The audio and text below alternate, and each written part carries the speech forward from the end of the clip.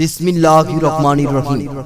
Mizan SD media, সত্যের পথে আলে সুন্নাত ওয়াল জামাত।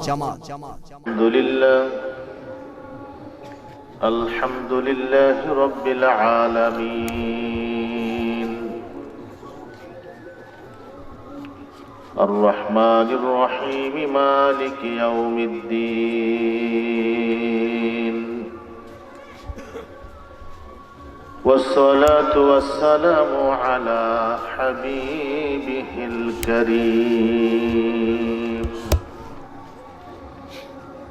الذي كان نبيا وآدم بين الماء والطين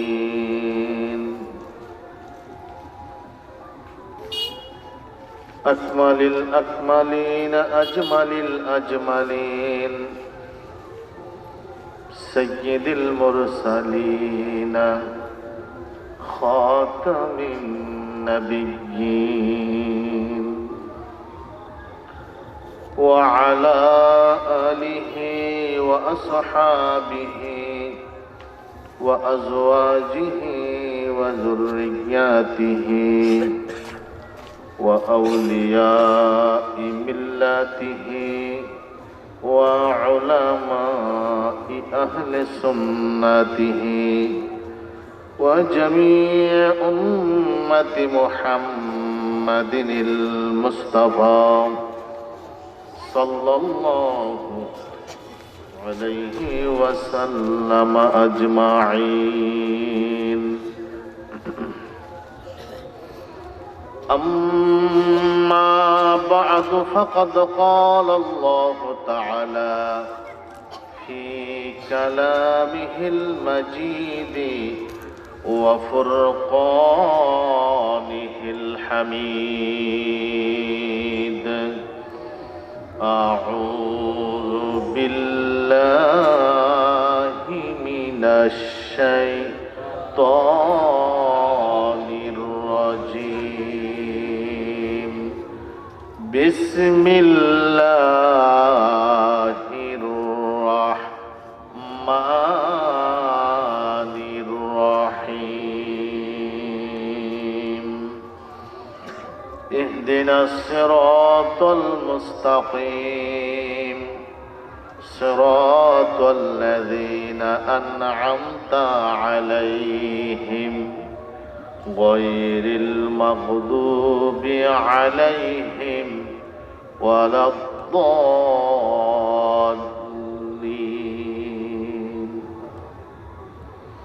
إن الله وملائكته يصلون على النبي يا أيها الذين آمنوا صلوا عليه وسلموا تسليما. اللهم صل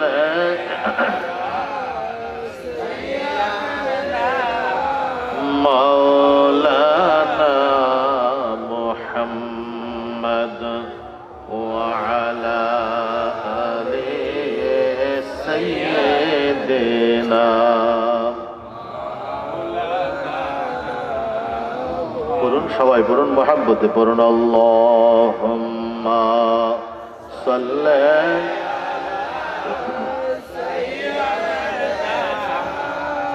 مولانا محمد وعلى آل سيدنا.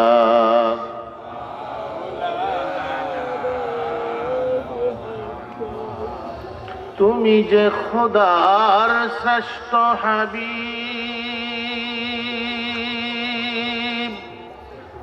কোরআন নাজিল তোমারই উপর, তোমার মতো আকাশে ভ্রমণ করেনি কোন পয়গম্বর। আল্লাহুম্মা সাল্লি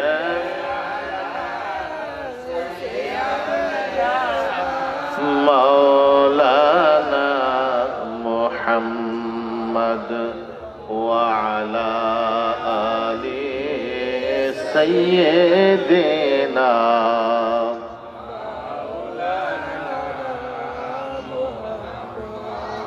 নবীজির প্রেমে পড় দরুদ ও মুমিন ভাই বসিয়া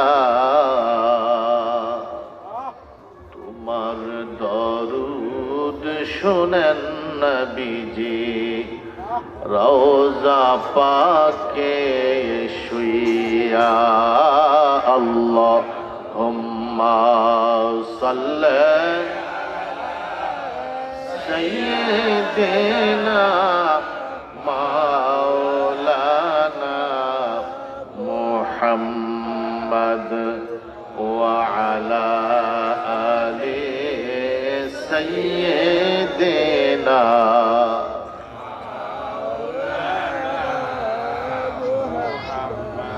নবীজির প্রেমে যার দিল ভাই এই জগতে কান্দে না রোজ হাসরে ভাই জান তারা নবীজির দেখা পাবে না আল্লাহুম্মা সাল্লি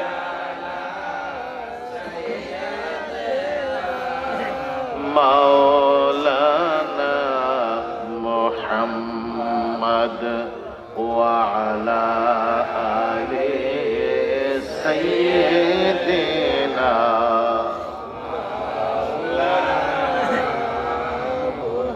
সবাই প্রাণ খুলে মহব্বতে পড়ুন বালাগাল উলা বিকামালিহি কাশাফাত দুজা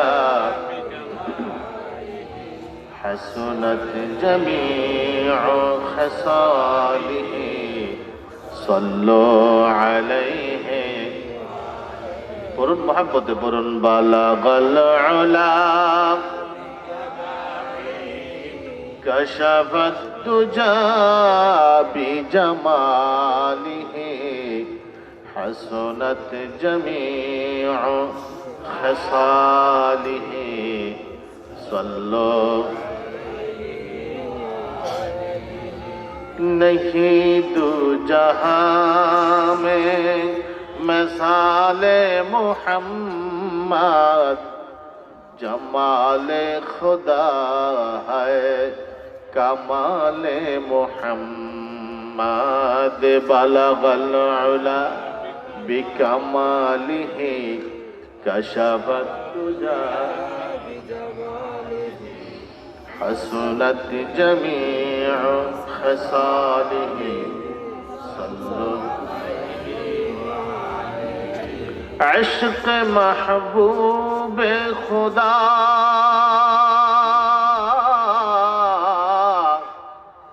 جس دل میں حاصل نہیں لاکھوں مومن ہو مگر ایمان میں کامل نہیں بلغ العلا کشف الدجى بجماله حسنت جميع صلوا عليه اللهم صل وسلم وبارك عليه একটু জিকির করুন সুবহানাল্লাহ ওয়ালহামদুলিল্লাহ লা ইলাহা ইল্লাল্লাহ সুবহানাল্লাহ ওয়ালহামদুলিল্লাহ লা ইলাহা ইল্লাল্লাহ লা ইলাহা ইল্লাল্লাহ লা ইলাহা لا إله إلا الله لا إله إلا الله سبحان الله والحمد لله لا إله لا إله إلا الله لا إله لا إله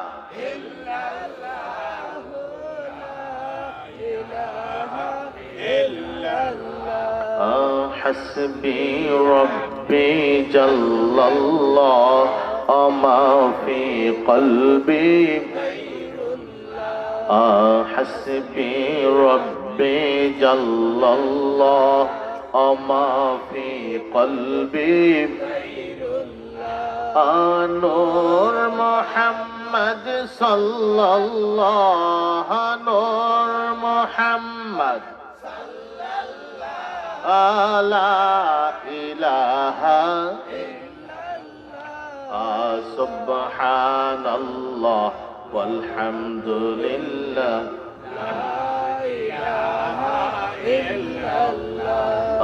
سبحان الله والحمد لله لا إله لا إله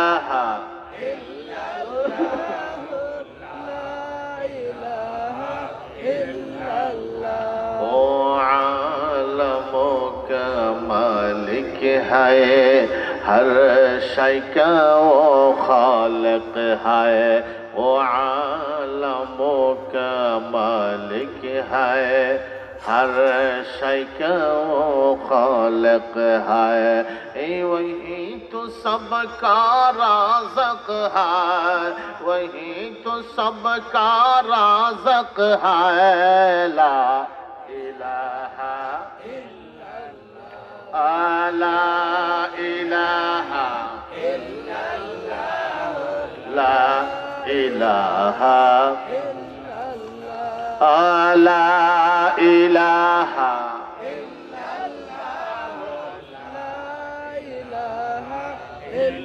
لا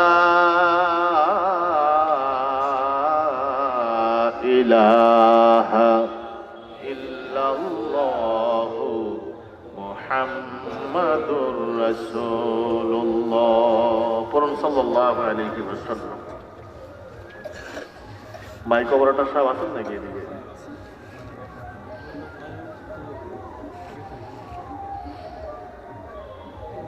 ভাই সাউন্ড কমাইতে হবে আপনার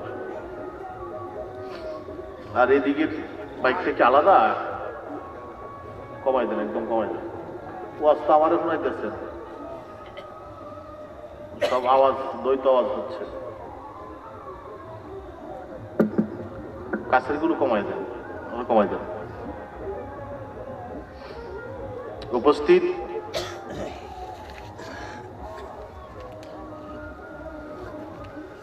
ওয়ারক দক্ষিণ পূর্বপাড়া আল মদিনা ছাত্র যুব সংগঠনের উদ্যোগে আয়োজিত আজকের এই পঞ্চম বার্ষিক ইসলামী সুন্নি মহাসম্মেলনের শ্রদ্ধেয় সভাপতি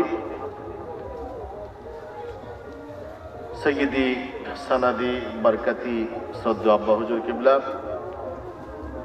আজকের এই মাহফিলের প্রধান আকর্ষণ যিনি আমার আগে অত্যন্ত চমৎকার আলোচনা করে গেলেন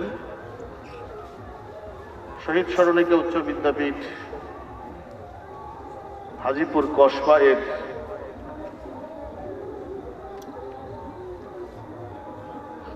হেড মাওলানা অত্যন্ত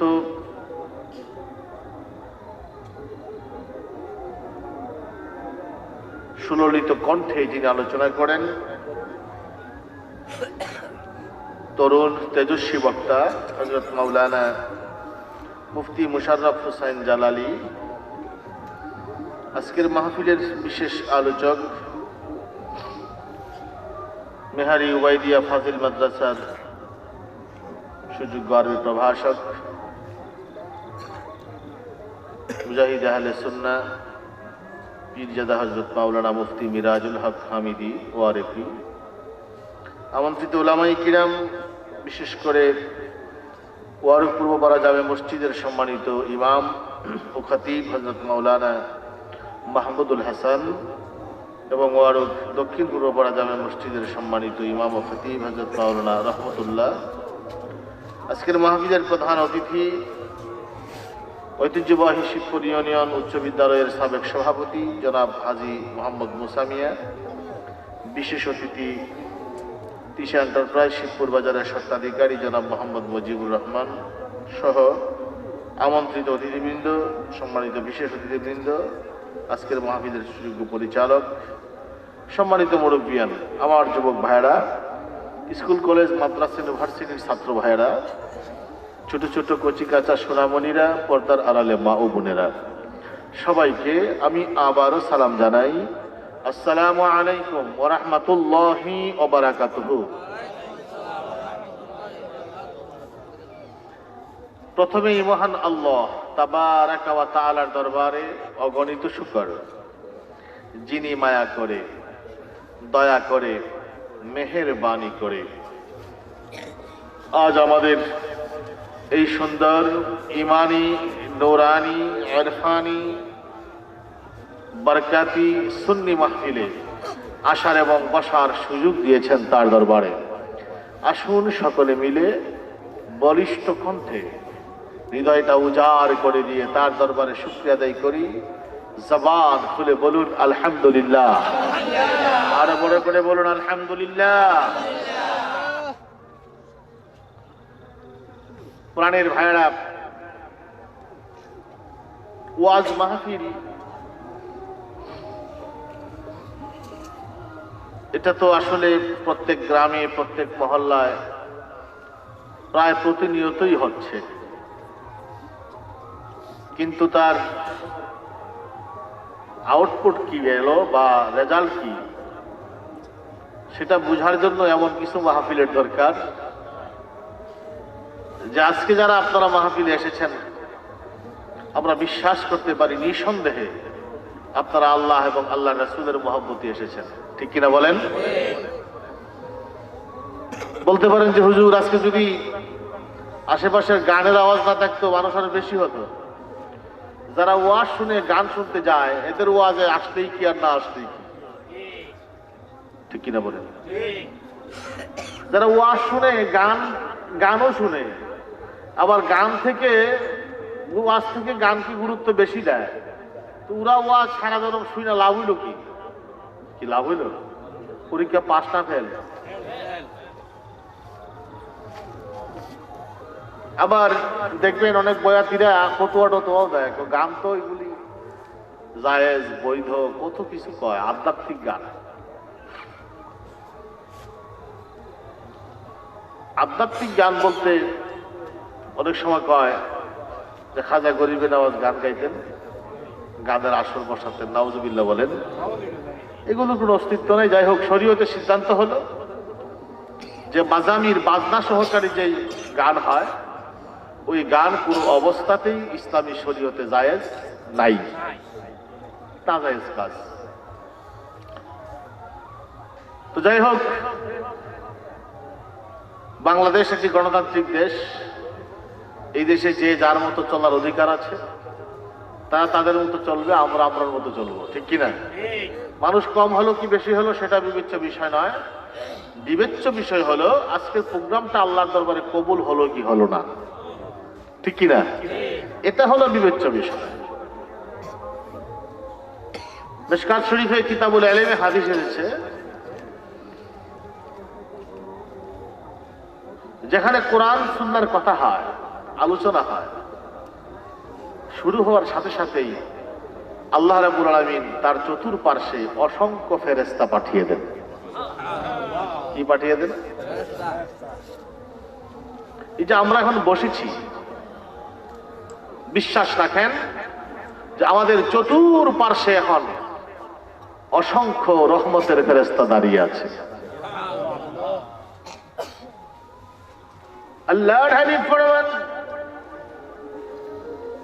ফেরেশতারা এত ঘেঁষে ঘেঁষে দাঁড়ায়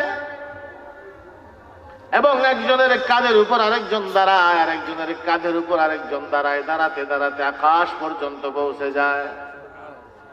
এত বেশি ঘেঁষে ঘেঁষে দাঁড়ায়, বাহির থেকে যদি কেউ সরিষা দানা নিক্ষেপ করতে চায়, যে আমরা ভিতরে একটা সরিষা দানা ফেলে মারবো, বা একটা সরিষা দানা আমরা ঢিল মেরে ভিতরে ছড়বো।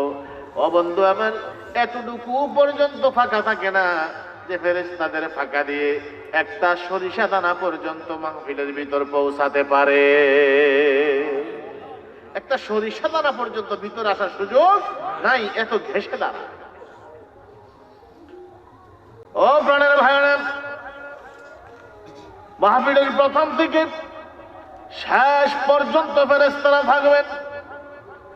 বিদায়ী মুনাজাতের পরে ফেরেশতারা আল্লাহর দরবারে রিপোর্ট জানাবেন, ও আল্লাহ, তোমার বান্দারা একত্রিত হয়েছিল আর আমরা চতুর্পার্শ্বে দাঁড়িয়েছিলাম, দাঁড়িয়ে দাঁড়িয়ে তাদের জন্য ক্ষমা প্রার্থনা করেছি গো আল্লাহ।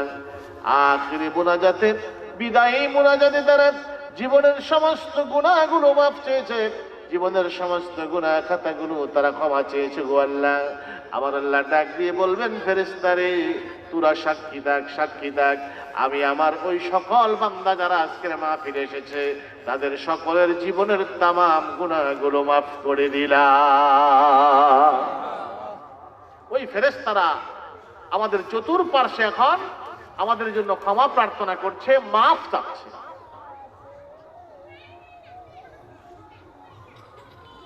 প্রাণীর ভাইয়েরা, এই জন্য বিচলিত হওয়ার কোনো কারণ নেই। একদিক থেকে আমরা আনন্দিত হওয়ার কথা। এহসানুল হক মিলন যখন বাংলাদেশের শিক্ষা প্রতিমন্ত্রী ছিল, তখন নকলের বিরুদ্ধে একটা জেহাদ চলছিল, মনে আছে না আপনাদের? এক সময় তো নকল এর সয়লাভ ছিল। তারপরে যে যেভাবেই বলুক, এহসানুল হক মিলন তিনি সাকসেস হয়েছিলেন নকল বন্ধ করতে। আবার এখন আস্তে আস্তে সেই নকলের দিকে ধাবিত হচ্ছে। তখন দেখা যেত যে কোনো প্রতিষ্ঠানে এই ভালো পাশ করতো না, নকল বন্ধ তো, পাশ করতো খুব কম। তো এইভাবে দেখা যেত যে কম পাশ করতো, 100 জন পরীক্ষা দিত, 40 জন পাশ করতো, বেশিরভাগই ফেল করত। যে কম সংখ্যক যারা পাশ করত আর বেশিরভাগ ফেল করত, যারা পাশ করে এই মানুষগুলোর মনে কিন্তু আনন্দ অনেক বেশি থাকে, ঠিক কিনা? হায় রে হায়, কি বিপদের মধ্যে পাশ করছি, আল্লাহ কি যতটা রাখছে, পাশ করছি।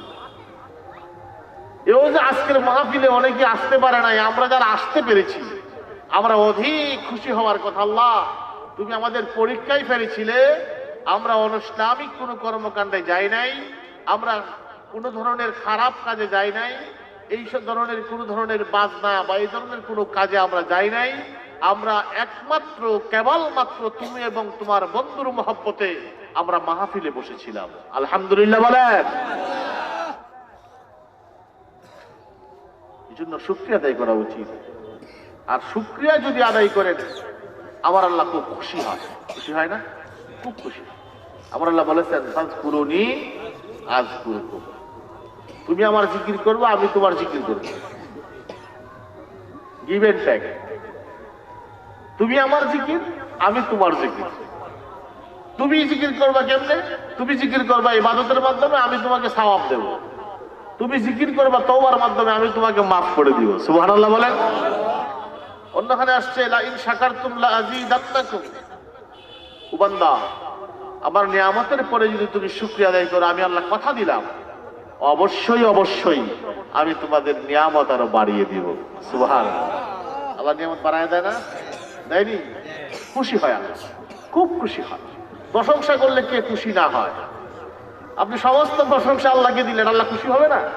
অনেক খুশি হয়। একটা উদাহরণ দেই। তাফসীরে এসেছে হযরত মুসা কালিমুল্লাহর সময়ে মুসা নবী তো তুর পাহাড়ে আপনার উঠতেন, কথা বলতেন, এবং মুসা আলাইহিস সালাম যে তুর পাহাড়ের চূড়ায় উঠতেন, কথা বলতেন, প্রায় 2000 মিটার উপরে। 2000 মিটার, 2000 মিটার বলতে মানে 6000 ফুট।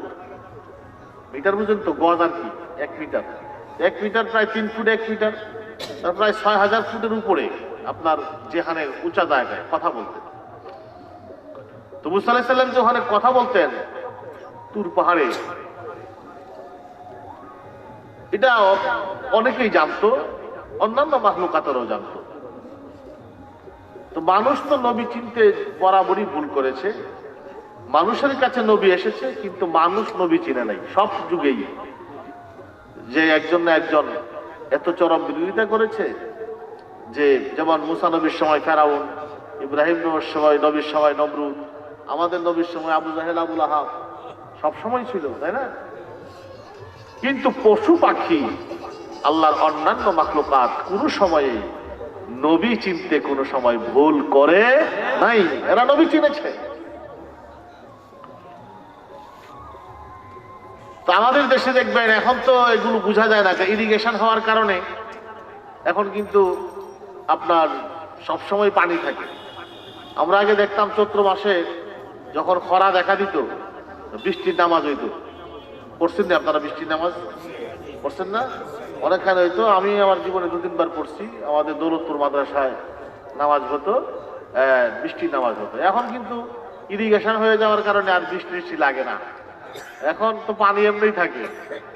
আগে কিন্তু এটা লাগতো যে বৃষ্টি না হইলে ফসল করা যেত না, দেরি হলেই বৃষ্টির নামাজ হতো।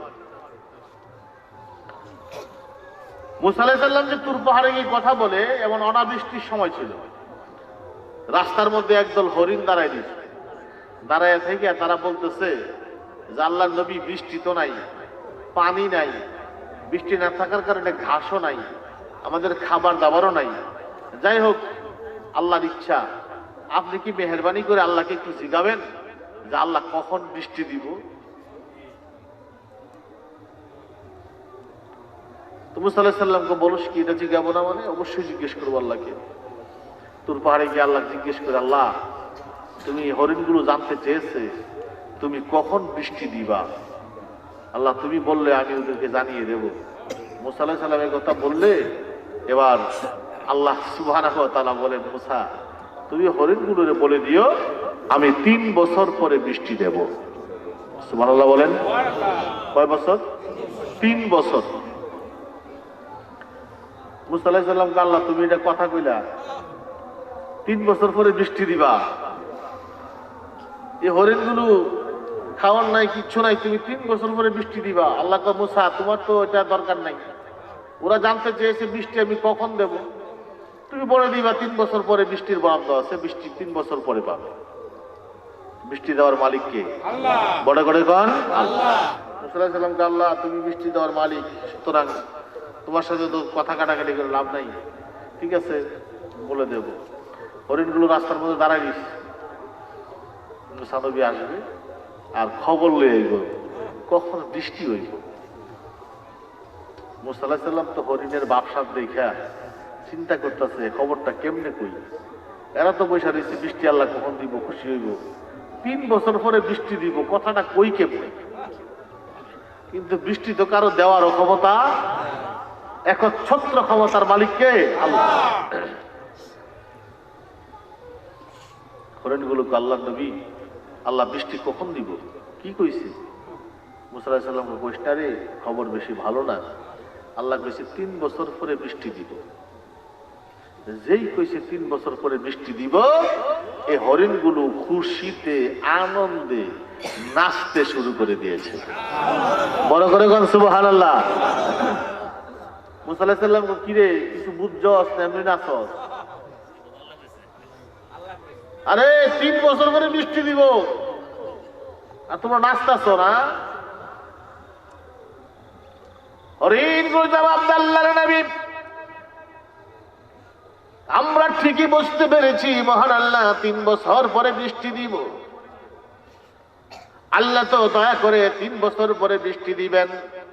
তিনি যদি বলতেন 30 বছর পরে বৃষ্টি দিব, পৃথিবীর কারো ক্ষমতা নাই 1 ঘন্টা আগে বা 1 দিন আগেও বৃষ্টি নামাইতে পারে। আল্লাহ রাব্বুল আলামিন আমাদেরকে 30 বছরের কথা বলে নাই, 300 বছরের কথা বলে নাই, 3 বছর পরে বৃষ্টি দিব। আল্লাহ মেহেরবানি করেছেন। আমরা কেন চিন্তা করব? আমাদের খাবারের চিন্তা নাই, আমাদের জীবনের চিন্তা নাই। আমরা বিশ্বাস করি হায়াতের মালিক আল্লাহ, রিজিকের মালিক আল্লাহ। আল্লাহ যেহেতু 3 বছর পরে বৃষ্টি দিবেন, নিশ্চয়ই তিনি আমাদেরকে বিনা পানিতেও বাঁচাইয়া রাখবেন। মুসা আলাইহিস সালাম কো তোরা নাচ, হরিণ তো খুশি, আল্লাহ বাঁচাইবো, 3 বছর পরে বৃষ্টি দিব। মুসা আলাইহিস সালাম চলে গেছে বাড়িতে। পরের দিন যখন ঘর বাড়ি থেকে বের হইলেন, হওয়ার পরে দেখে রাস্তার মধ্যে কোথাও পানি দেখা যায়। সুবহানাল্লাহ বলেন না? কি দেখা যায়? কি রে, বৃষ্টি দিও আল্লাহ কইলো, কালকানা কইলো 3 বছর পরে বৃষ্টি দিব, এখন যদি বৃষ্টির অভাব নাই। আর একটু সামনে গেছে, সামনে গিয়া কয় দেখে হরিণ গুলো আছে না, এটি পানি ফায়া কি খুশি নাইস, পানি যে মারিছে, গর্তের ভিতরে পানি জমানো, আর হরিণ গুলো নাচতেছে। আল্লাহ নবী দেখেন না, আল্লাহ রহমতের বৃষ্টি দিছে, পানি দিয়ে 6 লাখ ফেলে লাইছে। মুসা আলাইহিস সালাম কালকা কয়ে গেছে 3 বছর পরে বৃষ্টি হইব, 3 দিনও পার হয় নাই। মুসা আলাইহিস সালামের শরম হয়েছে না? আল্লাহ তুমি কামনা করলা কি? বেজ্জতি করলা তো করলা, মানে হরিণের কাছে বেজ্জতি করলা। মুসা নবীর রাগ কি কম না বেশি? কদ্দুর বেশি? ভারী। সহিহ বুখারীতে হাদিস এসেছে, আইছিল আজরাইল, আইসো কানা মালাকুল মউত, যেই কইছে আনা মালাকুল মউত, এমনি বামসো হাত দিয়া মারছে একটা গোড়ায় সর। কারে দিছে? আজরাইল দিছে। আর দিছে তো দিছে, এক সরে চোখ বাইরে গালে চলে আইছে।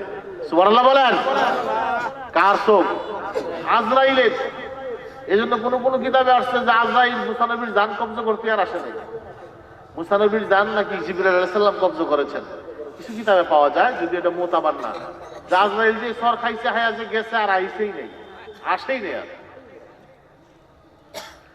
আল্লাহ কি হয়েছে? আল্লাহ দেখো না তোমার কালিম করছেটা কি, আমার চোখ বের করে ফেলাইছে। কেন? আমি গিয়ে বলছি আনা মালাকুল মউত, আর যে মালাকুল মউত কইছি এমনি মারছে সর। তুমি সালাম দাও নাই কেন?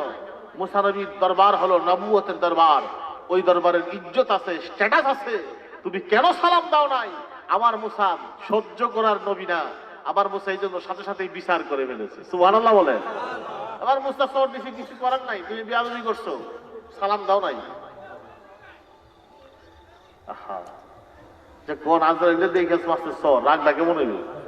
আজরাইল দেখলে হুশ তাহার কথা। সাকারাতের বিছানাতে কি যে যন্ত্রণা, সাত সাগরের পানি দিলেও তৃষ্ণা মিটে না। সাকারাতের বিছানাতে কি যে যন্ত্রণা, সাত সাগরের পানি দিলেও তৃষ্ণা মিটে না। কাউসারেরও পানি দিবেন, কাউসারেরও পানি দিবেন শাহে মদিনা। কাউসারেরও মালিক যিনি তাকে চিনুন, ভালো যদি বাসতে হয় নবীকে বাসুন, ভালো যদি বাসতে হয় নবীকে বাসুন। নবী তোরানে ওয়ালা, নবী বাঁচানে ওয়ালা, নবী তোরানে ওয়ালা, নবী বাঁচানে ওয়ালা। প্রাণের চেয়ে প্রিয় যেতায়, প্রাণের চেয়ে প্রিয় যেতায় নবীকে জানুন, ভালো যদি বাসতে হয় আহায়, ভালো যদি বাসতে হয় নবী। ও প্রাণের ভাইরা, মুসা আলাইহিস সালাম তো আগে শেষ, আল্লাহ কাজটা করো নাকি? গতকাল আমি বললাম 3 বছর পরে বৃষ্টি দিবা, 3 দিনও পার হয় নাই। মুসা কালিমুল্লাহ তুর পাহাড়ে আল্লাহকে আবার জিজ্ঞেস করে, আল্লাহ এমন বেশ যদি কেন করলা গো আল্লাহ? আমার আল্লাহ ডাক দিয়ে বলে, মুসা রে, মুসা, আমি আল্লাহ তোমারে বেশ যদি করি নাই, বরাদ্দ ছিল ঠিকই 3 বছর পরে বৃষ্টি দিব।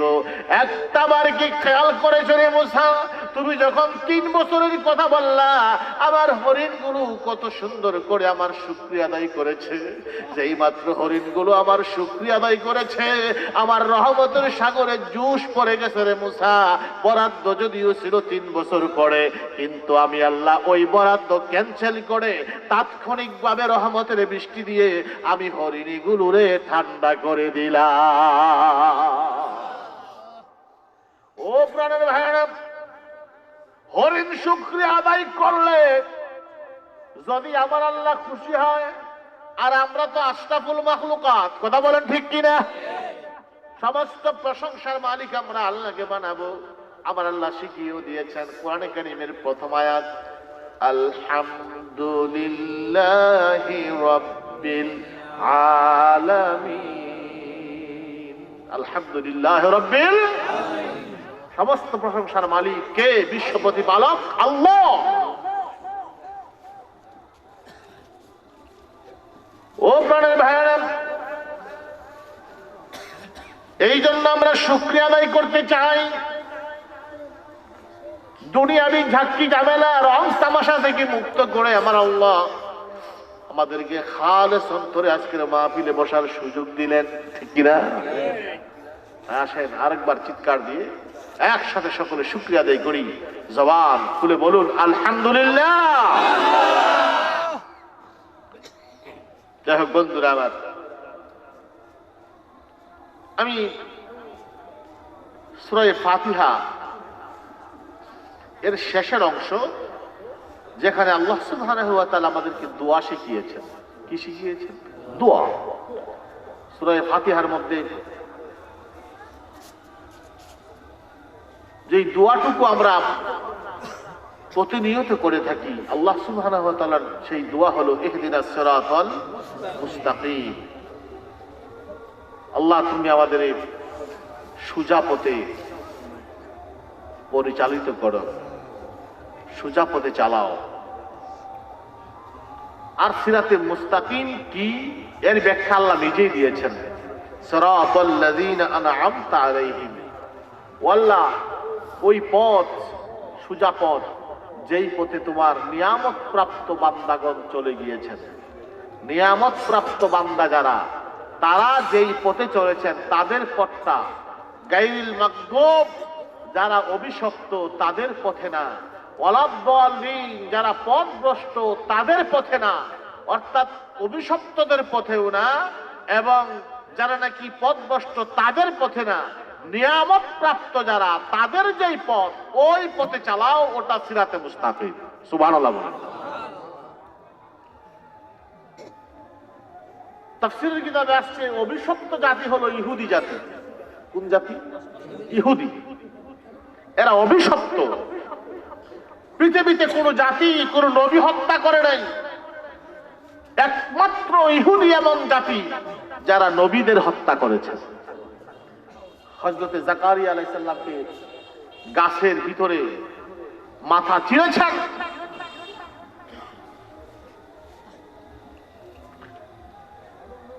হযরত ঈসা আলাইহিস সালামকে মারতে পারে নাই, কিন্তু চেষ্টার ত্রুটি করে নাই। আল্লাহ রাব্বুল আলামিন তুলে নিয়েছেন। এমন অভিশপ্ত জাতি, যেই জাতির প্রতি নবী হত্যার অভিযোগ রয়েছে। অন্য কোন জাতি পাপ করেছে ঠিক, কিন্তু নবী হত্যা করে নাই, এমন পাপ করে নাই। এই জন্য এমন অভিশাপ তাদের। আপনারা দেখবেন পৃথিবীতে জাতি হিসাবে এমন একটা জাত, তারা বিশ্বটা তাদের কাছে জিম্মি। ইহুদিরা নাই এমন কিছু নাই।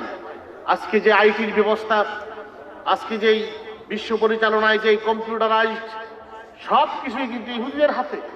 বিশ্বের ব্যবসা বাণিজ্য সব ইহুদিদের হাতে, নেতৃত্ব ইহুদিদের হাতে।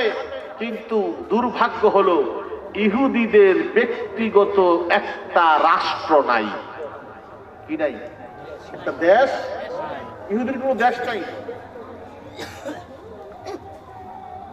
হিন্দু দেশ আছে, নেপাল, তারপরে ভারত রাষ্ট্র আছে। বৌদ্ধদের দেশ আছে, চীন আছে, বার্মা আছে, আর অনেক রাষ্ট্র আছে যেগুলো বৌদ্ধদের, থাইল্যান্ড আছে। কিন্তু মুসলমানদের আলহামদুলিল্লাহ প্রায় 57টা রাষ্ট্র মুসলমানদের আছে। খ্রিস্টানদের অনেক রাষ্ট্র আছে, আমেরিকা আছে, কানাডা আছে, ইংল্যান্ড আছে। কিন্তু ইহুদিদের কোন রাষ্ট্র নাই। যাযাবরের মতো ফিলিস্তিনের একটা অংশ তারা দখল করে ইসরায়েল বানিয়েছে। এটাও আজ পর্যন্ত বিশ্বের অনেক রাষ্ট্র স্বীকৃতি দেয় নাই। এটা তাদের দেশ না, এটা মুসলমানদের কাছ থেকে দখল করে নেয়া সন্ত্রাসী কায়দায় দখল করে একটা রাষ্ট্র, আল্লাহ রাব্বুল আলামিন তাদেরকে একটা রাষ্ট্র পর্যন্ত দেয় নাই। এমন যাযাবর এই জাত, এটা হলো অভিশপ্ত জাত। কি জাত বলেন? অভিশপ্ত। এরা হলো আমাদের সবচেয়ে বড় শত্রু। এরা কি সবচেয়ে বড়? মুসলমানদের সবচেয়ে বড় শত্রু হলো ইহুদি। এখানে কোনো শত্রুতা নাই যেই শত্রুতা তারা করে নাই। ইতিহাস আপনারা পড়লে দেখবেন, আজকে এজিদ, যে এজিদ আহলে বায়াতের উপরে এত বড় অত্যাচার নিপীড়ন করলো, এজিদ এই ধরনের চরিত্র পেল কোথায়? ইহুদিদের প্রোডাক্ট। ইহুদিরা মুসলমান সেজে আমিরে মুয়াবিয়ার এবং ইসলামী কায়দা, ইসলাম শিখার জন্য যা দরকার সব শিখছে, পাণ্ডিত্য অর্জন করেছে। তারপরে করে তারা কি করলো? আমিরে মুয়াবিয়ার কাছে এমন ঘেঁষা ঘেঁষেছে, ওখান থেকে তার সন্তানটারে নিয়ে গেছে, বলল আমরা তাকে পড়াবো, আমরা শিখাবো। অর্থাৎ আমিরে মুয়াবিয়া তো মনে করছে যে উনি তো শিক্ষক, ভালো ছাত্র, সে পড়াবে, আমার ছেলেকে ভালো করবে। কিন্তু তার কাছ থেকে নিয়ে, অর্থাৎ তারা এমন কায়দায় তাকে, যারা নাকি আহলে বায়াত, তাদের উপর এমন বিষিয়ে তুলেছে, তাকে মদ খাওয়া শিখিয়েছে, তাকে কোরআন বিরোধী কর্মকাণ্ড শিখিয়েছে, ইসলাম বিরোধী কর্মকাণ্ড শিখিয়েছে। এইগুলো সব ইহুদিরা করেছে। ও বন্ধুরা আমার, আজকে পর্যন্ত ইহুদিরা থেমে নেই। আজকে যেই বাতিল ফিরকাগুলো টাকা পয়সা দিয়ে সমাজের মধ্যে বিশৃঙ্খলা সৃষ্টি করছে, আজকে এটা পরীক্ষিত নয়, একেবারে প্রমাণিত যে এইগুলো সব ইহুদিদের কর্মকাণ্ড। গোটা বিশ্বের ইহুদিরা আজকে মুসলমানদের ষড়যন্ত্র করে তাদেরকে জঙ্গি বানাচ্ছে, বোমা মেরে মারছে। আর না হতো দেখেন অন্য কোনো জাতে, অন্য কোনো ধর্মের মধ্যে কোনো বোমাবাজ নাই, জঙ্গি নাই। যত জঙ্গি আছে সব মুসলমানদের মধ্যে, ঠিক না? স্টাইলের তো নয়, আত্মঘাতী বোমা হামলা কেউ করে নাকি? মুসলমান করে। আবার যুদ্ধ করে ঠিকই, ইসলামের পক্ষে যুদ্ধ করে, কিন্তু ইসরায়েলের বিরুদ্ধে কোনো যুদ্ধ করে না। বারবা থেকে আরাকানের মুসলমানদেরকে পাইকারি ধরে বাংলাদেশে পাঠিয়ে দিল, এদের বিরুদ্ধে কোনো যুদ্ধ নাই। যুদ্ধ হইলো বোমা মারে মসজিদের ভিতরে, ঠিক কিনা বলেন না? কোথায় মারে? মসজিদে। বন্ধুরা আমার, ইহুদিরা হলো অভিশপ্ত জাত। ইহুদিরা কি অভিশপ্ত? মুসলমানদের সাথে তাদের দ্বন্দ্ব হয় দুইটা কারণে। প্রথম তো মদিনার ফরজ হয়। মদিনার ইহুদিরা কিন্তু আল্লাহ রাসূলকে অ্যাকসেপ্ট করেছে, গ্রহণ করেছে, মদিনার ফরজ হয়েছে, একসাথে রাষ্ট্র চলবে। কিন্তু তারা দুইটা ঘটনার পরে মুসলমানদের থেকে আলাদা হয়ে গেল। একটা হলো যখন আয়াত নাযিল হলো, কাদ্দারা তাকাল্লুবা ওয়াজহিকা ফিস সামা আলা নুওয়াল্লিয়ান্নাকা কিবলাতান তারদাহা, কিবলা যখন পরিবর্তন হয়ে গেল, তখনই তারা মাথা নষ্ট হয়ে গেছে। আগে কইতো মুহাম্মদ তো মুসলমানদের নবী, আমাদের কিবলাটা যখন গ্রহণ করছে বাইতুল মুকাদ্দাসের দিকে নামাজ পড়ে, সুতরাং কয়দিন পরে দেখা যাবে যে আমরা ধর্মটাও মানছি, আমরা ধর্মটাও মানবো কদিন পরে। আরেকটা ছিল হযরত উযাইর আলাইহিস সালামকে তারা আল্লাহর পুত্র কইতো আল্লাহর বেটা। আল্লাহর কি কোনো পুত্র আছে নাকি? হ্যাঁ, এরা কইতো আল্লাহর পুত্র, উযাইর নবী। আর কোয়ার কারণ ছিল কোরআনে কারীমের মধ্যে উযাইর আলাইহিস সালামের ঘটনা আসছে, তিনি এক ঘুমে ছিলেন 100 বছর। এত আস্তে সুবহানাল্লাহ কইলেন, কয় বছর? 100 বছর। উনি টিফিন ক্যারিয়ারের মধ্যে খাবার ভর্তি করে গাধার উপর সওয়ার হয়ে তিনি রওনা দিচ্ছেন, মানুষের কাছে দিনের দাওয়াত দেবে। যাইতে যাইতে একটা সময় ক্লান্তি আসছে, একটা গাছের কাছে করছে কি গাধাটা বাইন্দা আর টিফিন ক্যারিয়ার রাইখা একটু রেস্ট নিয়ে নেই, দিছে ঘুম। এক ঘুমে উঠছে 100 বছর পরে। আল্লাহু আকবার বলেন। আল্লাহ জিজ্ঞেস করে, কাম লাবেস্তা ইয়া উযাইর, উযাইর কতক্ষণ ঘুমাইলা? আল্লাহ, ইয়াওমান আও বাদা ইয়াওমিন, হয়তো একদিন হইব, নাইলে কম, একদিনের কিছু কম হইব আর কি, একদিন অথবা একদিনের কিছু কম হবে। আল্লাহ কয়, না রে, 100 বছর ঘুমাইছো। আল্লাহ বলো কি আল্লাহ? হয় 100 বছর ঘুমাইছো, তাহলে 100 বছর পরে আমার চিন্তা করছো। আমার তো বলে দিচ্ছে আমি একদিন ঘুমাইছি মাত্র, একদিনের কিছু অংশ। গাদাটা কই দেখো না, যে গাদা কি 100 বছর বাঁচবো? হ্যাঁ, 100 বছর গাদা থাকে না। গাদা একেবারে মনে করেন ময়রা পচা মাটির লোকে মিশে গেছে, গাদার কোনো অস্তিত্বই নেই। আবার টিফিন ক্যারিয়ারে যে খাবার আছিল এটা ধরে ছায়া দেখে গরম গরম খাবার। 100 বছর আগে যেমন আছিল টিফিন ক্যারিয়ারের ভিতরে ওই খাবার টাটকা রয়ে গেছে। আল্লাহু আকবার বলেন। আল্লাহ আমার গাদা নাই, খাওন দেখি গরম। আমার আল্লাহ কয়, ও উজাইর, আমি আল্লাহ যে পরাক্রমশালী, আমি আল্লাহ যে সবকিছুই পারি, এটা বুঝানোর জন্য এই কাজটা করলাম। তোমার গাদারে মায়েরা মাটির লোকে মিশাইয়া দিলাম, আর ওই তোমার খাবার গুলোকে 100 বছর পর্যন্ত টাটকা রাখলাম। সুবহানাল্লাহ বলেন না? হযরত উজাইর সাথে সাথে দাঁড়িয়ে যায়, দাঁড়াইয়া 4 রাকাত শুকরিয়ার নামাজ আদায় করে। সময়টা ছিল বিকাল বেলায়, 4 রাকাত নামাজ পড়লেন। ও বন্ধু, তাহাবি শরীফের মধ্যে হাদিস এসেছে, আল্লাহর রাসূল যখন মেরাজ শরীফে যান, আল্লাহ রাব্বুল আলামিন তখন নামাজ দিলেন। আর ওই নামাজের মধ্যে একটা নামাজ আছে 4 রাকাত, আসরের নামাজ বিকাল বেলায় পড়তে হয়। আল্লাহ রাব্বুল আলামিন সেই হযরতে উজাইরের ওই 4 রাকাত নামাজ আসর নামাজ হিসাবে আল্লাহ আমাদের উপর ফরজ বানিয়ে দিয়েছে। উজাইর নবীর সেই 4 রাকাত নামাজই হলো আসরের নামাজ। 100 বছর পরে হযরত উজাইর ঘুম থেকে উঠলেন, রাস্তাঘাট কিছুই চেনা যায় না। 100 বছর আগের রাস্তা, 100 বছর পরের রাস্তা এক থাকার কথা না। 100 বছর আগের মানুষ 100 বছর পরে খুঁজে পাওয়ার কথা না, এটাই স্বাভাবিক।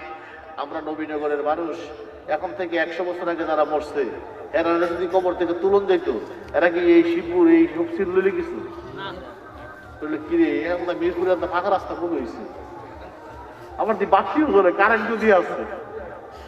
আজ থেকে 100 বছর আগে যদি মারা গেছে, কারেন্ট দেখছে? রাস্তা দেখছে? কিচ্ছু দেখে নাই। তখন দেখছে খালি পানি আর পানি, বিল আর বিল। এখন দিয়ে রাস্তাঘাট, বৃষ্টির অভাব নাই। 100 বছর আগে বাংলাদেশের অবস্থা কেমন ছিল? এই এলাকার অবস্থা সনের ঘর তো অভাবই ছিল না, কিন্তু আমাদের বয়সে দেখছি সনের ঘর। টিনের ঘর বান্ধব তো মনে করে বিশাল বড় লোক, কি ঠিকঠাক কথা না? টিনের ঘর বান্ধব মানে একটা বিশাল ব্যাপার। টিনের লোকে যদি কাজ করে হ্যাঁ তো জমিদার। এরপরে আইলো কি, যদি কাঠগড়ের লোকে ভিটটা পাওয়া করেন না তো বিদেশি। হ্যাঁ, মানে বিশাল ব্যাপার একটা ভিট পাওয়া করে করবেন। আর এখন ভিট পাহা না, এখন বিল্ডিং করে। কি করে? বিল্ডিং। আপনি গ্রামে গঞ্জে গিয়ে দেখেন, গ্রামের ভিতরে ভিতরে কত সুন্দর সুন্দর বিল্ডিং, বিশাল বিশাল বিল্ডিং উঠে দিচ্ছে। ঠিক না কথাটা?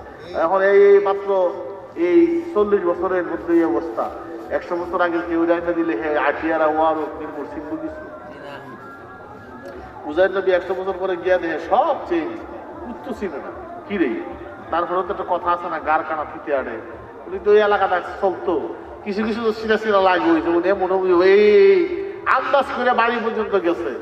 বাড়ি পর্যন্ত যায়, সেটা জিজ্ঞাসা, এক মহিলা দেখতেছে রাস্তার পাশে, বুড়া মানুষ, জিজ্ঞাসা, কি গো মা গো, আপনি এই উজাইর নবীর বাড়িটা কোনটা গো? উজাইর নবীর বাড়ি। ওই মহিলা একটা চিৎকার দিয়ে বসে, বাবা কে রে তুমি? কে? 100 বছর পরে আমার উজাইরের নাম টানিলা। 100 বছর পর্যন্ত আমার উজাইরের নাম তো কেউ নেয় নাই। 100 বছর ধরে আমি আমার বাবারে দেখি না। 100 বছর ধরে আমার উজাইরের কোনো খবর নাই। তুমি কে? 100 বছর পরে উজাইরের নাম টানিলা। উজাইর আলাইহিস সালাম ডাক দিয়ে বলে, কে গো তুমি? আমি হলাম উজাইর নবীর মা। এ বাড়ি তো উজাইরের, কিন্তু 100 বছর ধরে উজাইরের কোনো খবর নাই। হযরত উজাইর বলে, মা আমি হইলাম উজাইর। এই কথা বলে মারে জড়িয়ে ধরে, মার তো চোখে দেখে না, চোখগুলো কানা হয়ে গেছে। মা ডাক দিয়ে বলে, বাবারে তোর জন্য কাঁদতে কাঁদতে আমার চোখগুলো অন্ধ হয়ে গেছে। হযরত উজাইর ডাক দিয়ে বলে, আল্লাহ, ও প্রাণের আল্লাহ, তুমি আমার সামনেই 100 বছর পরে গাদাটা জিন্দা করে দিলা। ওই যে গাদা মরে গেছিল, আল্লাহকে ডাক দিয়ে বলে, আল্লাহ আমার গাদা যদি ঠিকঠাক না হয় আমি কেমন করে যাবো? আল্লাহ ডাক দিয়ে বলে, উজাইর গাদাটারে ডাক দাও। ডাক দেওয়ার সাথে সাথে মাটির থেকে লাফায়া গাদা উঠে গেছে, গাদার মধ্যে সওয়ার হয়ে বাড়িতে গেল। আল্লাহ আমার চোখের সামনে মাটিতে মিশ্রিত গাধা তুমি চিন্তা করে দিলা, যে আল্লাহ নাকি মাটিতে মিশ্রিত গাধা চিন্তা করতে পারে, ওই আল্লাহ আমার মায়ের চক্ষু ভালো করতে বেশিক্ষণ লাগার কথা না। আল্লাহ আমার মার চোখ ভালো করে দাও। উজাইরের মার চোখ ভালো হয়ে গেল, মা জড়িয়ে ধরে কান্দে, উজাইরও কান্দে। 100 বছর পরে দেখা হলো। এবার উজাইরের সন্তান ছিল, তারা দৌড়ে এসে কয়, কি গো দাদি কি হইছে? কো দেখ তোর আব্বা আইছে। সুবহানাল্লাহ বলেন না? কিন্তু আব্বার দাড়ি কাঁচা, পোলাবাইদের দাড়ি পাক না। উজাইর নবীর দাড়ি কাঁচা, যুবক। আর এই পোলা যে আছে, যদি আইসি দেখতো, এটি বুড়া হয়ে যদি সামরা ঢিলা হয়ে গেছে। দাদি তুমি কি পাগল হইছো নাকি? এই জোয়ান বেটা আবার আমরার বাপ হয়ে গেছে।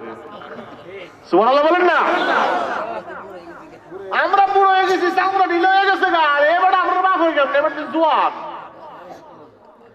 হুজুর আলাইহিস সালাম দেখরে, আমি যে 100 বছর ঘুমাইছি, এই হায়াতটা ছিল আমার আরজি হায়াত, আনশিডিউল হায়াত।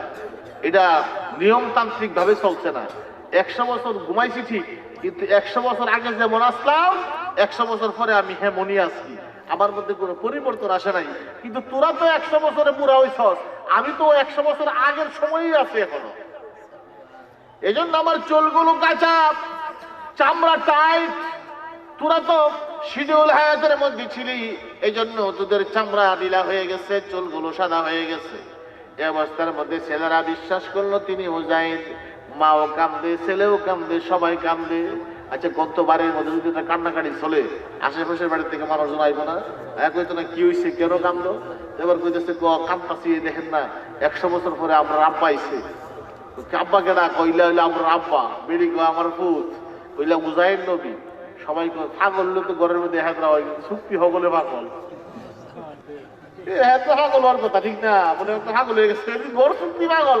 এবার আমার হেরার পাগল কেমনে? আল্লাহু আকবার বলেন না? এ আমার কেমনে বাবা?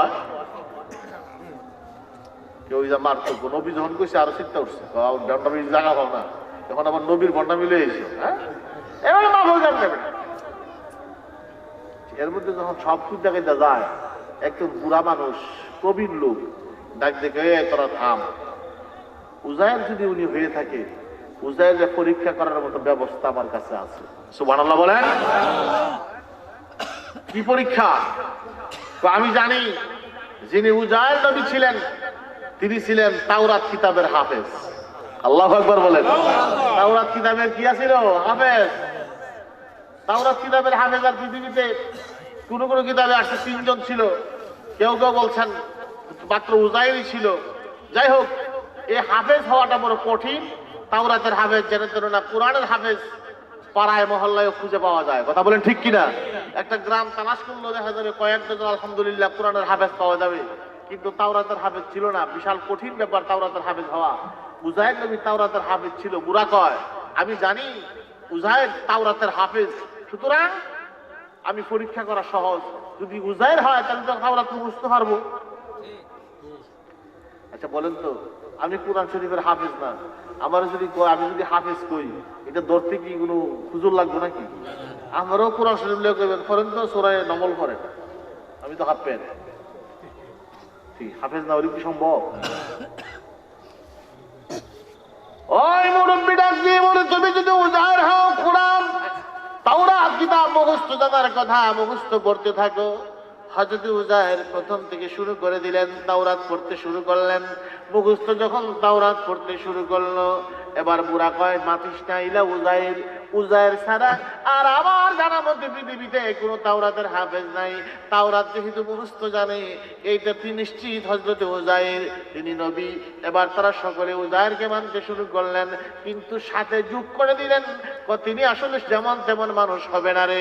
যেই মানুষটা 100 বছর পর্যন্ত ঘুমায়, আর যেই লোকটা তাওরাত কিতাব মুখস্থ পারে, এই মানুষটা সাধারণ মানুষ না, সাধারণ কারো ঘরের মানুষ না, নিশ্চয়ই তিনি হবেন আল্লাহর বেটা। নাউজুবিল্লাহ। কর তো আল্লাহর পুত, আমি এই যাবার পারে কেমনে? লাগাইছিলি বেশ।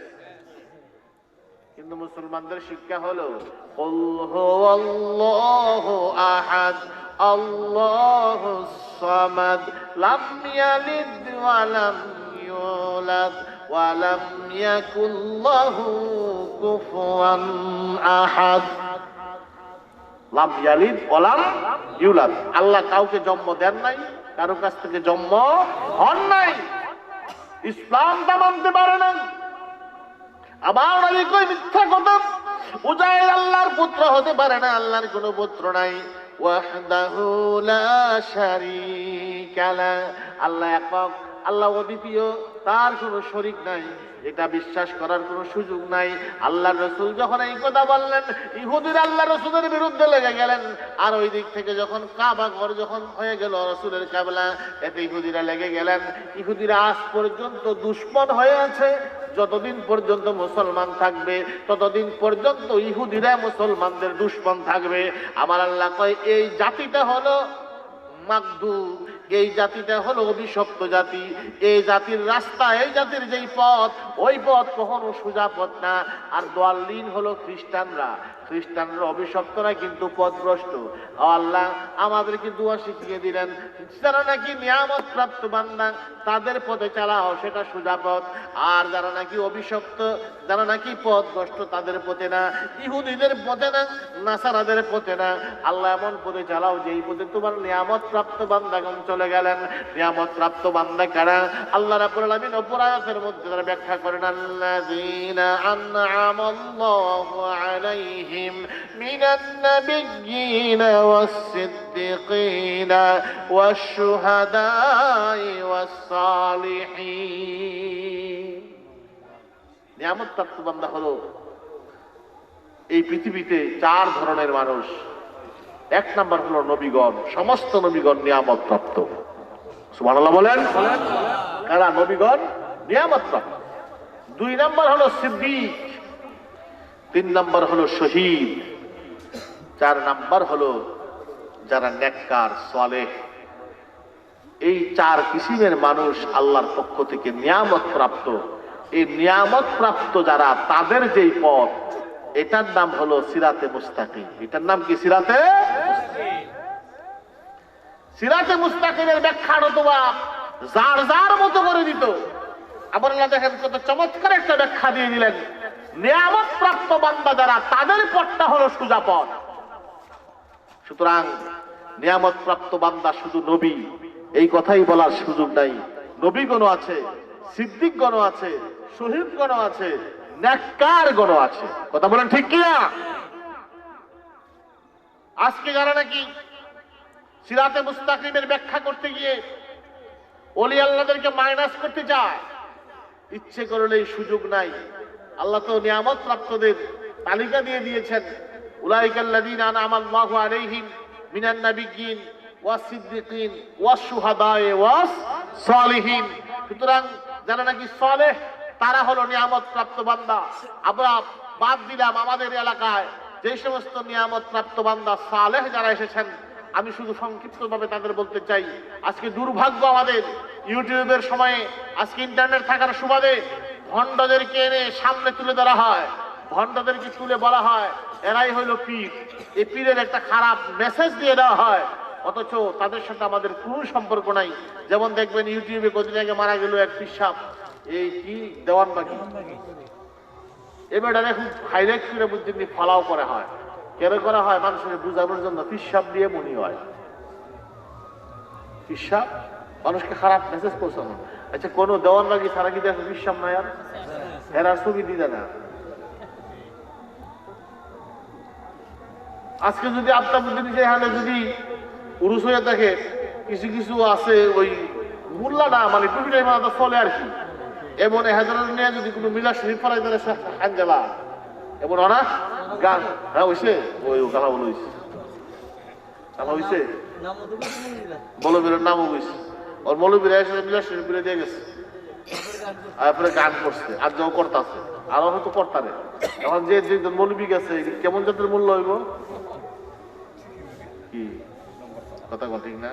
এটি দিব, এটি করবো কি জানেন, করে মিলা শরীফ করছে, এটি পর্যন্ত ছবি টবি তুলছে, তুলে টুলে সেটা ভিডিও টিডিও করে দেয়া দিছে, কোথাও সুন্নিরা এটাই সুন্নি। গানে মিলাদে নিয়ে এলেছে, এটি সুন্নি। নাউজুবিল্লাহ বলেন। ভণ্ডদেরকে আমাদের সামনে তুলে ধরা হয়, বুঝানো হয় এরাই হলো সুন্নি। মূলত নয়, আমরা হক পথে আছি আলহামদুলিল্লাহ। তোমরা যাদেরকে মডেল বানাও, যে সমস্ত বিপদগামীদেরকে আমাদের চোখের সামনে তুলে ধরো, এরা আমাদের মডেল নয়। আমাদের মডেল হলো আল্লাহর ওলিরা, আমাদের মডেল হলো সৈয়দ কুতুবুর রহমান রহমাতুল্লাহ আলাইহি, আমাদের মডেল হলো আব্দুল খালেক রহমাতুল্লাহ আলাইহি, আমাদের মডেল হলো আজগর আহমদ রহমাতুল্লাহ আলাইহি, আমাদের মডেল হলো আব্দুর রহমান হানাফি রহমাতুল্লাহ আলাইহি। তারা হলেন আমাদের মডেল। কথা বলেন ঠিক কিনা? তাদের কথা বলা হচ্ছে না, তাদেরকে সামনে আনা হচ্ছে না। ওই ভণ্ডদেরকে আইনা দেয়, এটি সুন্নি। সুন্নিদের মডেল কি এরা? এই দুই মৌলবী যে গেছে, এই সুন্নি মৌলবী বলতে কি হেরানে বোঝায়? এই নবীন করে কি সুন্নি মৌলবী উঠতে যারা নাকি মিলাদ শরীফ পড়ে সেখানে আপনার মাজারে গিয়েছে, মিলাদ শরীফ পড়ে গান উদ্বোধন করে দিয়েছে, সুন্নি মৌলবী বলতে কি হেরানে বোঝায়?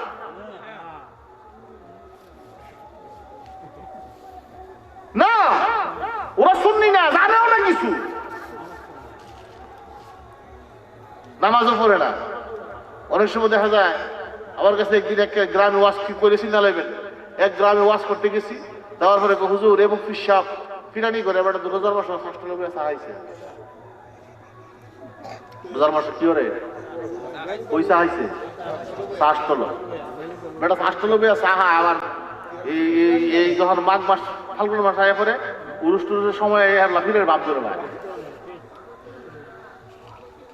ফিরের ভাবটাপ ধরে টুপি লাগাই ফাঁকি মুখি বাইক না মনে করে যে বাড়ি বাড়ি যায়, মুড়িদের কাছে যায়, যায় সেটা তার টাকা তুললে আনে, সেটা মাহফিল টাফিলি করে, আবার ফিরানিও করে, দাবিস টাবিস আবার রমজান মাসে ষষ্ঠ লোকে চাও খায়।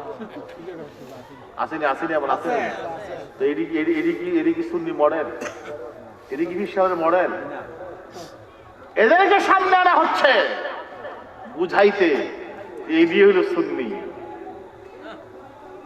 না রে বাবা না, আমার আল্লাহ ব্যাখ্যা দিচ্ছেন, নিয়ামত প্রাপ্ত বান্দাদের পথ হলো সোজা পথ। আর নিয়ামত প্রাপ্ত বান্দা বলতে কারা? উলাইকাল্লাযীনা আনআমাল্লাহু আলাইহিম মিনান নাবিয়্যিন, সমস্ত নবীগণ নিয়ামত প্রাপ্ত, ওয়াস সিদ্দিকিন, সমস্ত সিদ্দিকগণ নিয়ামত প্রাপ্ত, ওয়াস শুহাদা, সমস্ত শহীদগণ নিয়ামত প্রাপ্ত, ওয়াস সালিহিন, এবং যারা নেককার তারা নিয়ামত প্রাপ্ত। আল্লাহু আকবার বলেন। নেককার মানুষ নিয়ামত প্রাপ্ত। মাসিহাতার সৈয়দ কুতুবুর রহমান, সৈয়দ ইয়াকুব আলী রহমতুল্লাহ আলাইহি, তারা নেককার, এই বিশ্বাস আমাদের হয়নি, হয় না? অনেক যদি কন্যা অনেক কন সতুরার প্রফেসর আব্দুল খালেক রহমতুল্লাহ আলাইহি, উনি নেককার মানুষ ছিলেন, বিশ্বাস হয়নি। সুনাকান্দার আব্দুর রহমান হানাফি রহমতুল্লাহ আলাইহি, যিনি খানায়ে কাবার ইমাম ছিলেন, উনি নেককার, বিশ্বাস হয়নি। রায়বাড়ির আজগর আহমদ রহমতুল্লাহ আলাইহি, উনি নেককার ছিলেন, বিশ্বাস হয়নি। বিশ্বাস হয়। তো আমরা তো তারারই মানি, আমরা কি তারার বাইরে গেছি? কথা কর বাইরে গেছি?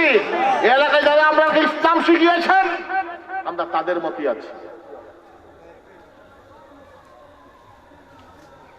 সৌদি আরবে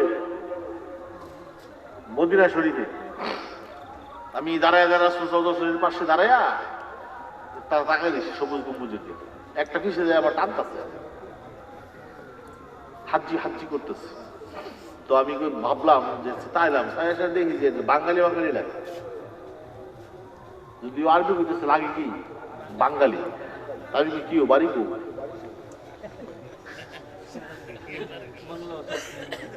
কো সাতক্ষীরা, বাড়ি কই সাতক্ষীরা। ও আচ্ছা, কি হয়েছে? ওই সবুজ গম্বুজের দিকে ছায়া দিচ্ছেন দিকে কিছু নাই, এখন নাই তো আমিও জানি সবুজ গম্বুজ আছে, আর কিছু নাই। চাইলে সমস্যা কি? তা চাইলে সমস্যা কোথায়? যাই হোক, অনেক কথা হইলো। এরপরে কইতেছি কি জানেনি, কথার কথা কইতেছে বাংলাদেশটা শেষ হয়ে গেছে বেদাত। ওই কথা বলার পরে তা আমি আর কি কমু, আমি কইলাম ভাই আপনার বাড়িও বাংলাদেশ, আমার বাড়িও বাংলাদেশ, আপনার দেখেন সৌদি আরব আমরা এসে উমরা করতাম বা হজ করতাম, তো আপনি বলতেছেন বাংলাদেশটা বইরে গেছে বেদাতে।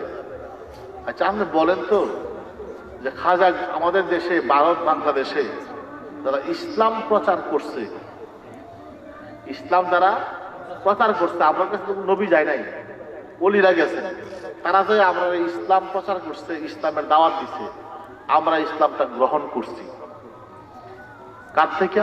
সে ধরেন একজনই ধরলাম খাজা মাইনুদ্দিন চিশতি, উনার থেকে আমরা ইসলাম শিখছি, উনি মুসলমান বানাইছেন, আমরা মুসলমান হইছি। আচ্ছা এখন আপনি একটা উদাহরণ দেন যেটা উনি মানতেন আমরা মানি না, যে খাজা সাহেব মানতো আমরা মানি না, এমন একটা উদাহরণ দেন। আর আজ থেকে 200 বছর আগে সৌদি আরবে যেটা চলতো এখন চলে না, এমন উদাহরণ আমি 5টা দেব, আপনি একটা দেন। আমরা মানি না, উনি মানতেন, এমন কি আছে?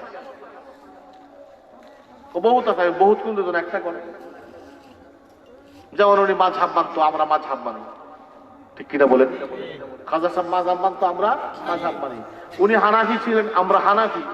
উনি তরিকা মানতেন, আমরা তরিকা মানি। উনি তরিকার ইমাম জিকির করতেন, আমরা জিকির করি, কথা বলে ঠিক কিনা? উনি যেভাবে নামাজ পড়তেন, আমরা এভাবে নামাজ পড়ি, তো সবই তো আমরা ঠিক আছে। আপনি মাযহাব মানেন না, তরিকা মানেন না, তাসাউফ মানেন না, বেঠিক তো আপনারা না। বরং আমি তখন বললাম আমরা ভেজাল না, আমরা বেদাতি হই নাই, বরং আমরা ভারতবর্ষের মানুষ এখনো যেভাবে ইসলাম শিখেছি তাতেই আছি। সৌদি আরব তা থেকে সরে গেছে, তারা ভণ্ড হয়ে গেছে, কথা বলেন ঠিক কিনা? তারা নাই, বিক্রি হয়ে গেছে। এবং আজকে এটা সত্য হয়ে গেছে। বর্তমান সরকারের যিনি বর্তমান যে সালমানের ছেলে মোহাম্মদ, সে সরাসরি বিবৃতি দিয়েছে যে আমরা ওয়াহাবিবাদ প্রচার করতে গিয়ে বিলিয়ন বিলিয়ন ডলার খরচ করেছি শুধু আমেরিকারে খুশি করতে। আরে খুশি করতে? এখন দেখেন, এখন কিন্তু আল হাদিস থামে গেছে। দেখেন ইউটিউব স্যার আগে যে ফারা যাইতো সৌদি আরব থেকে আইলে ওই আয়সা কইতো যে আমিন জুড়ে গাও টেহা দিত, মজা খাওয়া হইতো, এটি কিন্তু নাই, বন্ধ হয়ে গেছে গা। কারণ কি? এই সরকার আসার আগে সরকারি ভাবে সৌদি আরব থেকে টাকা দিত, এখন আর টাকাটা দেয় না, এখন আসা বন্ধ করে দিছে। তো বন্ধ করে দেওয়ার কারণে এখন রাষ্ট্রীয় ভাবে পৃষ্ঠপোষকতা হচ্ছে না। এই জন্য বাংলাদেশেও আমিনের সংখ্যা কমে গেছে, এখন জুড়ে জুড়ে আর কয় না। আমরা টিয়ার অসার মাসটা ছিল আগে, খুব ভাব সামনে চলতো, মানুষ টানুষ সকল গুলো হইতো, গাড়ি ভাড়া করে করে কসবা লয়ে যেত, তেহারা লয়ে যেত, তেহা হইতো। তো এখন দেখি যার ভুলে না, শেষ, টাকা বন্ধ হয়ে গেছে। বন্ধুরা আমি যেটা বলতেছিলাম, তারা ব্যাখ্যা বিভিন্ন ভাবে দিত, কিন্তু আল্লাহ সেই সুযোগটা রাখে নাই। কেন রাখে নাই? আল্লাহ মানদণ্ড দিয়ে দিয়েছেন কোরআন সুন্নাহ না, কোরআন সুন্নাহর ব্যাখ্যা ভিন্ন হতে পারে। যেহেতু কোরআন সুন্নাহর ব্যাখ্যা ভিন্ন ভাবে হতে পারে, আল্লাহ ব্যাখ্যা দিয়ে দিয়েছেন সোজা। আমার নিয়ামত প্রাপ্ত বান্দাদের যে পথ, এই পথটা সোজা পথ, নবীর পথ, সিদ্দিকের পথ, এরপরে শহীদের পথ, তারপর হলো সালেহের যারা নেককার তাদের পথ। এই পথটা সোজা পথ, এর বাইরে গেলে তোমরা বক্র পথে চলে যাবে, গোমরা হয়ে যাবে, পথভ্রষ্ট হয়ে যাবে। নিয়ামত প্রাপ্ত বান্দাদের পথে থাকতে হবে, আর থাকাটাই তোমাদের জন্য জান্নাত পর্যন্ত পৌঁছার রাস্তা সুগম হবে। আওয়াজ দিয়ে বলেন আল্লাহু আকবার।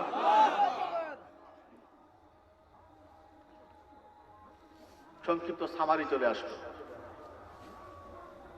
এখানে একটা ব্যাখ্যা ফাঁকি দিয়ে আমি দিয়ে দিতে চাই। এখন একটা দল বেরিয়েছে, যারা ইউটিউবে দেখবেন, যারা সালাফি আহলে হাদিস নামে খ্যাত। এই লোকটি কয় আমার নবীজি মইরা গেছে, না মইরা বা তাহে কেমনে, সুতরাং হায়াতুন নবী এরা মানে না। কি মানে না? হায়াতুন নবী মানে না।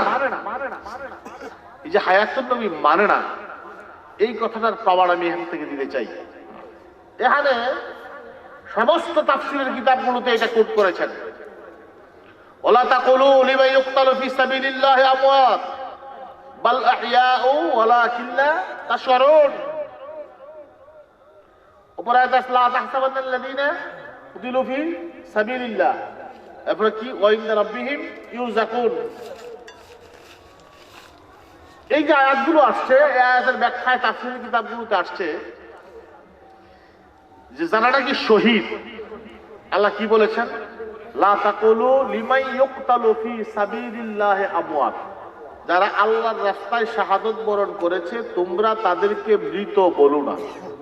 কি বলো না? মৃত, বাল আহইয়া, বরং তারা জীবিত।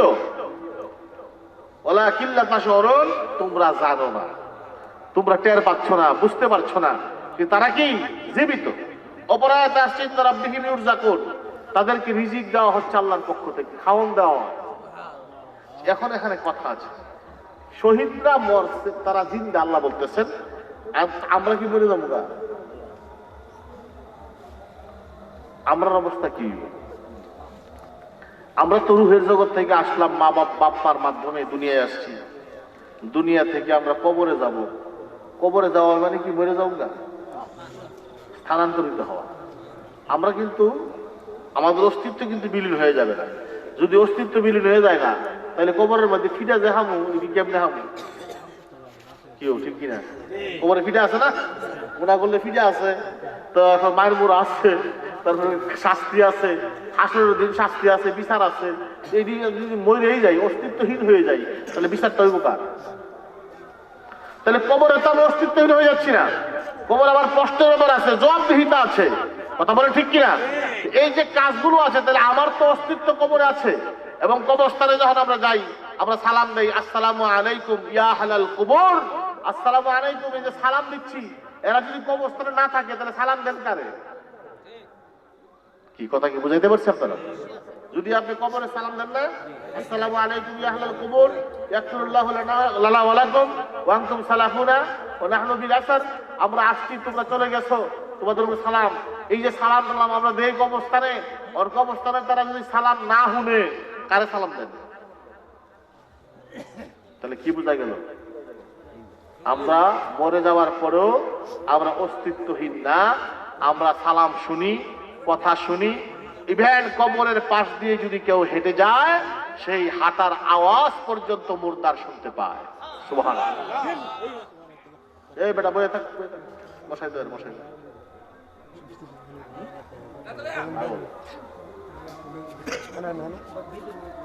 আচ্ছা যেটাই হোক, বসাই দাও, সুন্দর করে বসাই দাও। তুমি বসো, তুমি বসো।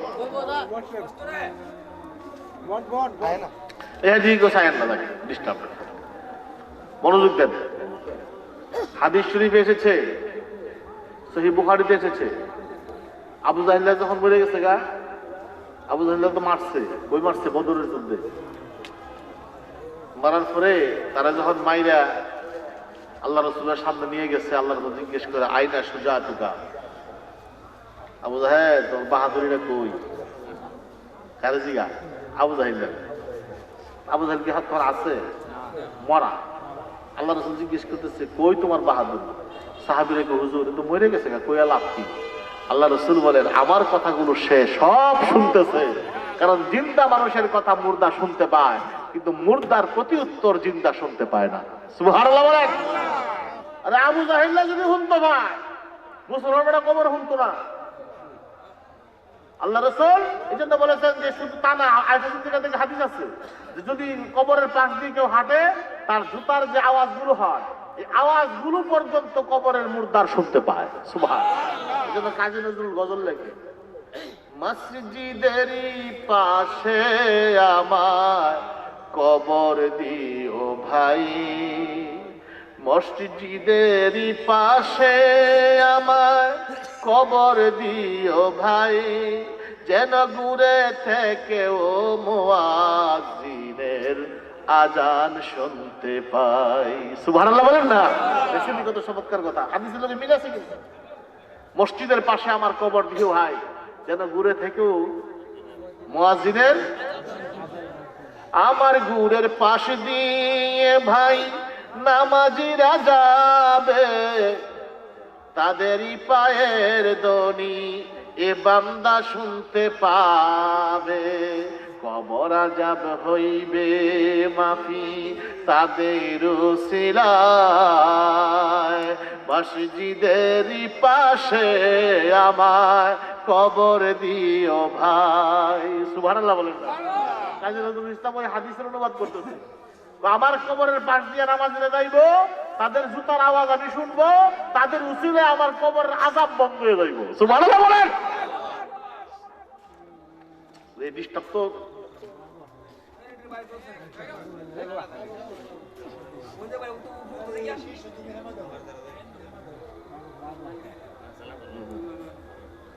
ঠিক আছে যাও।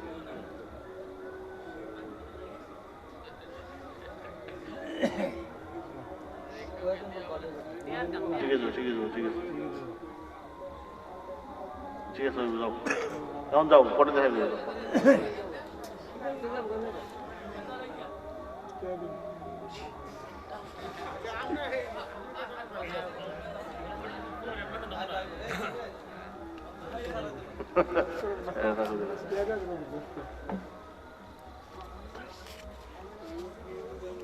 আজ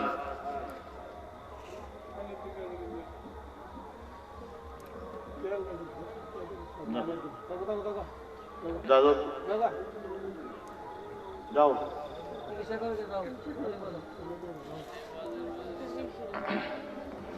লা ইলাহা লা ইলাহা লা ইলাহা লা ইলাহা লা ইলাহা ও লা ইলাহা ও লা ইলাহা ও লা ইলাহা ও লা ইলাহা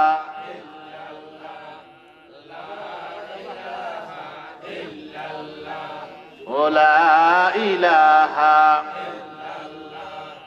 লা ইলাহা লা ইলাহা লা ইলাহা লা ইলাহা লা ইলাহা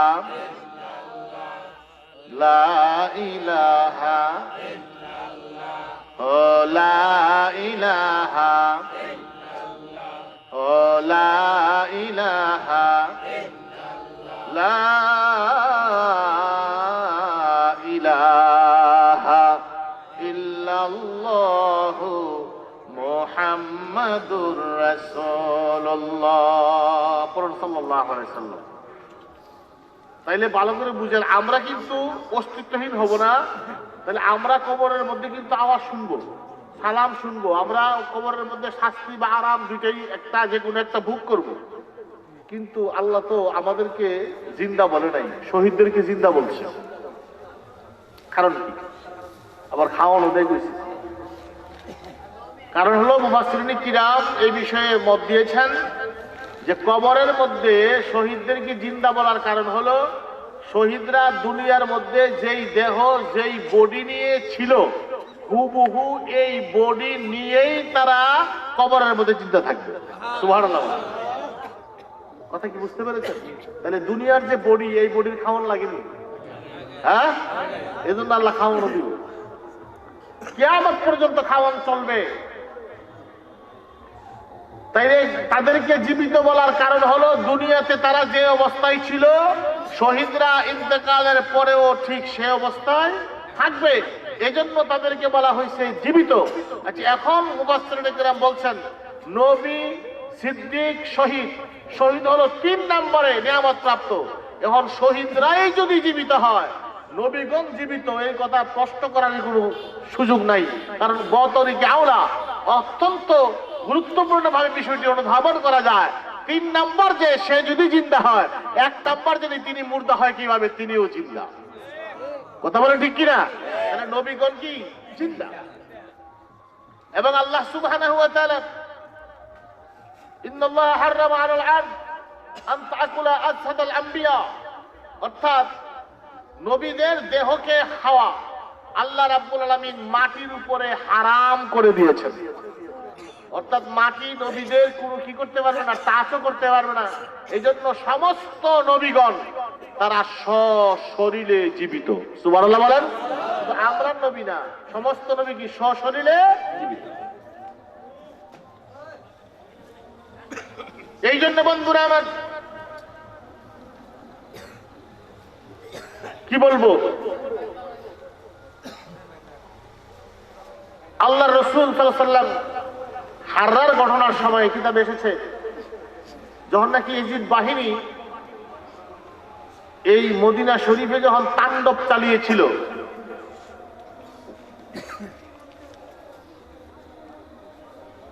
এই তাণ্ডবে মসজিদে নববীর মধ্যে ঘুরা বেঁধেছিল, আজান বন্ধ ছিল, একামত বন্ধ ছিল, জামাত বন্ধ ছিল। ওই সময়েও মসজিদে নববীর ভিতরে, রওজা শরীফের ভিতরে আজান এবং একামতের শব্দ শোনা গেছে। সুবহানাল্লাহ। আজানের শব্দ শোনা গেছে, একামতের শব্দ শোনা গেছে। তাহলে আল্লাহ রসুল তাতে প্রমাণিত হয়, ওই এজিদ বাহিনী যদিও মদিনার মসজিদের নামাজ বন্ধ করে দিয়েছিল, কিন্তু আল্লাহ রসুলের রওজা শরীফ তো মসজিদের ভিতরে, ওখানে নামাজ বন্ধ হয় নাই, ওখানে একামতও বন্ধ হয় নাই, জামাতও বন্ধ হয় নাই। এছাড়াও বন্ধুরা আমার, আহমদ কবির রিফাই রাহমাতুল্লাহ আলাইহি তিনি মদিনাতুত তাইয়্যিবা আল্লাহর হাবিবের রওজা শরীফের কাছে গেলেন। ওই বছর হজ করার জন্য হযরত আব্দুল কাদের জিলানী রাহমাতুল্লাহ আলাইহি তিনিও গিয়েছেন। আল বুনিয়ানুল মুসায়াদ কিতাবের মধ্যে এসেছে।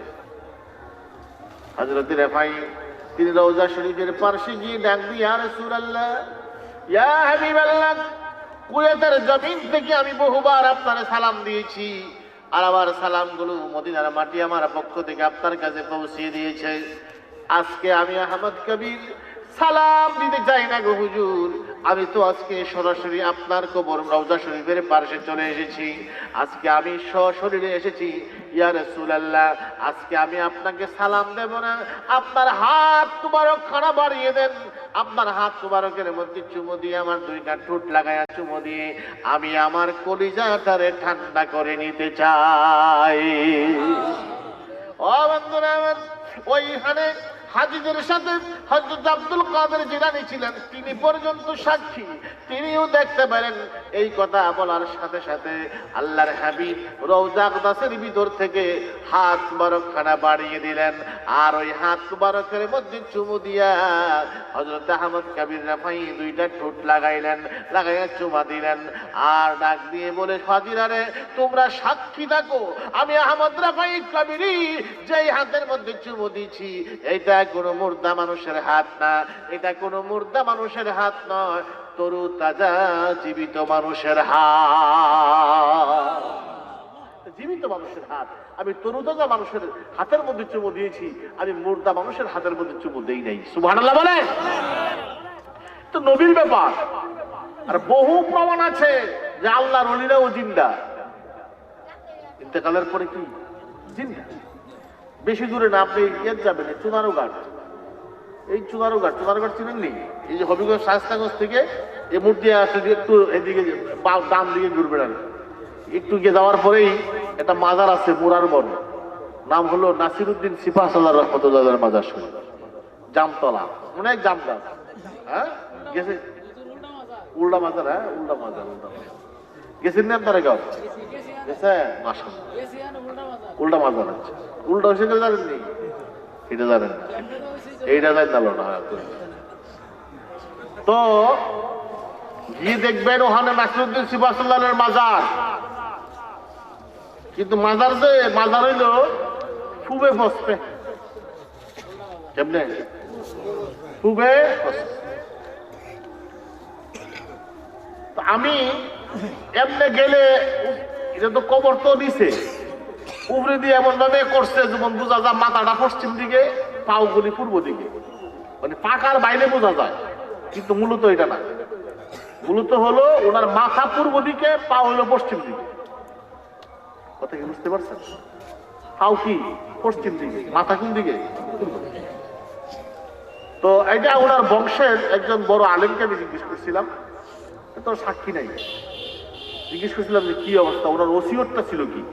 উনি ওসিয়ত করছিলেন ইন্তেকালের আগে যে আমি মারা যাওয়ার পরে আমার পাগুলি দিবা পশ্চিম দিকে, মাথা দিবা পূর্ব দিকে, দিয়ে আমার দাফন করবা। আচ্ছা কোন তো উনি ইন্তেকালের পরে কোন মৌলবীরা মানবো? পশ্চিম দিকে পাও দাও মানতো না তো। এই কথা না মাইনা এরা করছে কি বুঝছি কবর করছে ঠিকই, পাও দিছে দক্ষিণ দিকে, মাথা দিছে উত্তর দিকে, যেমন আমরা স্বাভাবিক দিই আর কি। দিয়া কবর টবর দিয়া হালি উঠছে, সাথে সাথে কবরটা ঘুইরা পূর্ব পশ্চিম হয়ে গেছে। বড় করে কর সুবহানাল্লাহ। কারণ কি কেড়ে বললো নাসিরউদ্দিন সিবাসালাম, তার ওসিয়তটা ছিল পশ্চিম দিকে পাও দিবা, পূর্ব দিকে মাথা দিবা। পূর্ব দিকে মাথা, পশ্চিম দিকে পায়ের কথা তিনি কেন বলেছিলেন?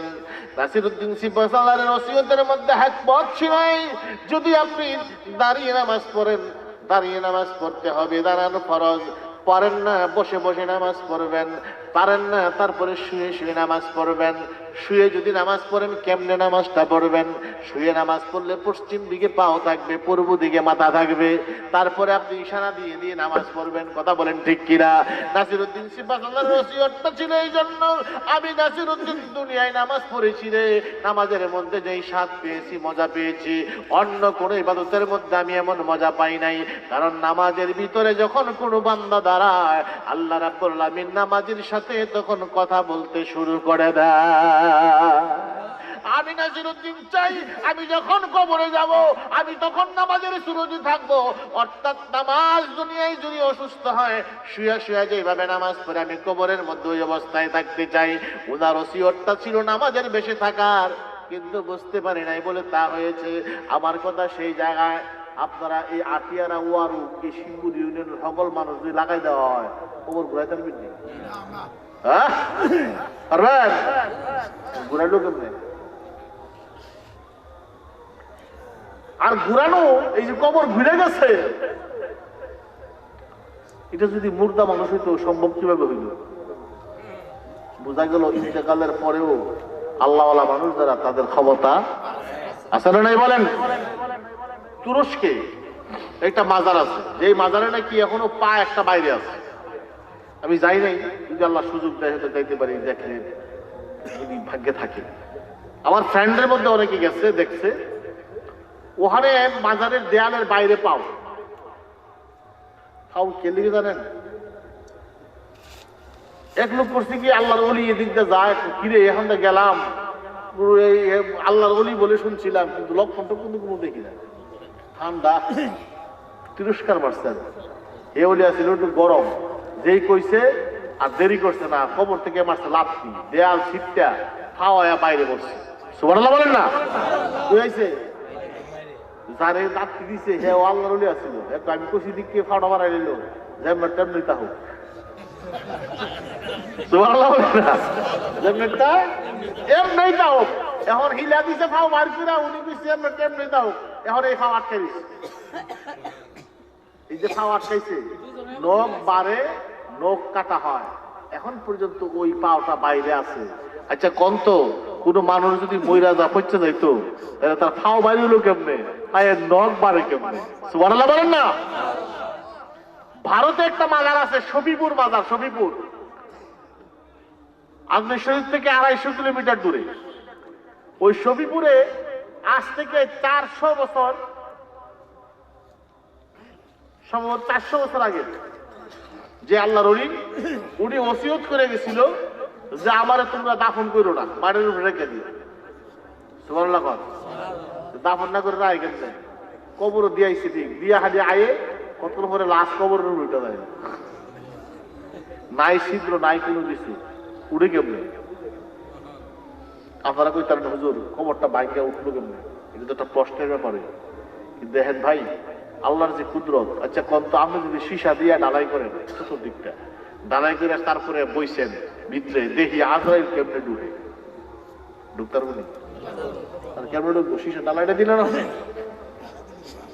চতুর্দিকে সীসা ডালাই করলেন, মাঝে আপনি কেমনে ঢুকছে? আপনি যত তাদের সীসা দিয়েই ডালাই করেন, ভিতরে আপনার পুয়াই দেখ আজরাইল টিকিয়ে আইব। কথা বলে ঠিক কিনা? এই যে সূক্ষ্ম, আল্লাহর ওলিরা তাদের এমন এক ক্ষমতা আছে যে ফেরেশতারা যদি এত সূক্ষ্ম হতে পারে, আল্লাহর ওলিরাও হতে পারে। শফিপুর মাজারের জায়গায় মাজার রয়েছে, কিন্তু উনার লাশ কবরের উপরে। আবার এটা দাফন করছে, ওরা দিয়েছে আবার লাশ কবরের উপরে, সুবহানাল্লাহ বলেন না।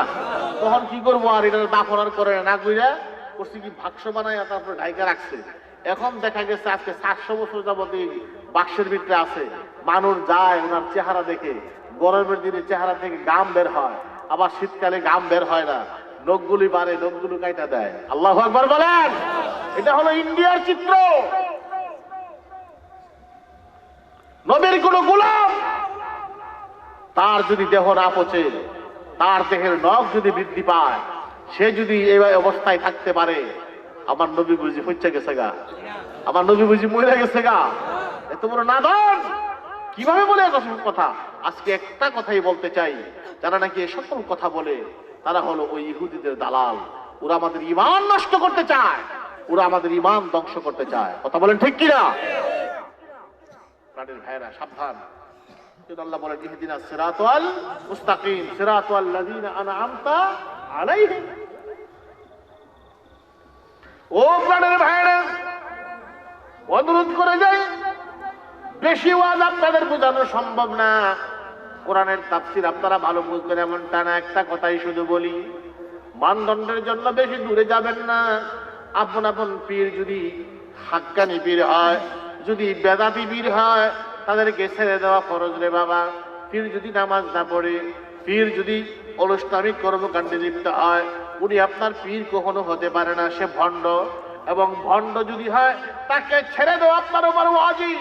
হাক্কানি দরবারে যাবেন, তাদের ইতিহাস জানবেন, ইতিহাস পড়বেন, ওই পীর সাহেবদের যদি কোনো লিখিত থাকে সেটা গ্রহণ করবেন এবং এই পথে চলবেন। এই জন্য কারণ আমাদের কাছে এত বেশি জ্ঞান নাই, কোরআন বুঝার, হাদিস বুঝার, তাফসীর বুঝার মতো এলেম আমাদের সাধারণ মানুষের নাই, কিন্তু আল্লাহর ওলিদের জীবনী বুঝার মতো ক্ষমতা আমাদের আছে। কথা বলেন ঠিক কিনা? ওলি আল্লাহদের জীবনী বুঝার ক্ষমতা আমাদের আছে। এই জন্য ওলি আল্লাহদের জীবনী পড়বেন, তারা যেভাবে চলেছে ওইভাবে চলার চেষ্টা করবেন। আমার আল্লাহ বলেন তাদের পথটা সোজা পথ। কোনো কামেল অলির হাতে যদি তোমার হাত থাকে, কামেল অলির হাতে যদি তোমার হাত থাকে, কামেল অলির কদমে যদি তোমার হাত থাকে, নিশ্চিত নিঃসন্দেহে জেনে রাখো তুমি সোজা পথের সন্ধান পাবে। আর ওই পথটাই হলো সোজা পথ। আওয়াজ দিয়ে বলেন সুবহানাল্লাহ। ওই পথ সোজা পথ, এদিক সেদিক হবেন, বেকায়দায় পড়ে যাবে। আজকে বাংলাদেশের অবস্থা কি হতো? সুন্নিদের কোনো সংগঠন নাই, সুন্নিরা কিন্তু সাংগঠনিক ভাবে খুব দুর্বল। কারণ সংগঠন নাই, কিন্তু পীর কেটা বড় আর কেটা ছোট এটা লিয়ে হেরা ঠিক করতে পারে না। কথা বুঝলেন না? পীর সাহেবরা এগুলো না থাকলেও বুড়িদের মধ্যে সাংঘাতিক অ্যালার্জি আছে। বুড়িদের মধ্যে কি আছে? অ্যালার্জি। অ্যালার্জি বুঝেন না? আমার পীর সাহেবের নামটা উঠে তখন লাগবো, হেবেটার নিচে তখন লাগবে। তো এখন দেখা গেছে একবার উঠে দিচ্ছে, দেওয়ার পরে হেবেটা যাবে যেতাম, নামাটা নিচে দিল কি লেগে। এই বুদ্ধিতে সংগঠন চলবে? চলবে না। আমাদের কোনো বড় রাহবার নাই। আজকে কওমিওয়ালারা দেখেন, মুফতি শফি সাহেব, উনি ডাক দেওয়ার লগে লগে সারা বাংলাদেশের কওমি হাত হয়ে গেছে। কি ঠিক না কথা? আমাদের তো মুরব্বী আছে, ওই না মুরব্বী ডাক দিলে যাবে না, এটা দেখবো আগে সিলসিলা কোনটা, পীর কোনটা, সিলসিলা খুঁজতে খুঁজতে শেষ।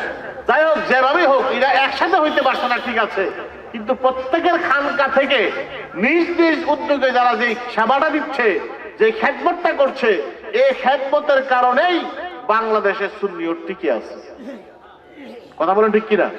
এই খেদমতের কারণে সুন্নিয়ত টিকে আছে। যে জন্য আজকে যারা এই সমস্ত বাতেল, তাদের সবচেয়ে বড় শত্রু হলো পিসাবরা। পিসাব হলো তাদের বড় শত্রু। কারণ পিসাব যদি আপনার এই এলাকায় আসে, মুরিদানদেরকে ছুটায় নেওয়া বড় কঠিন।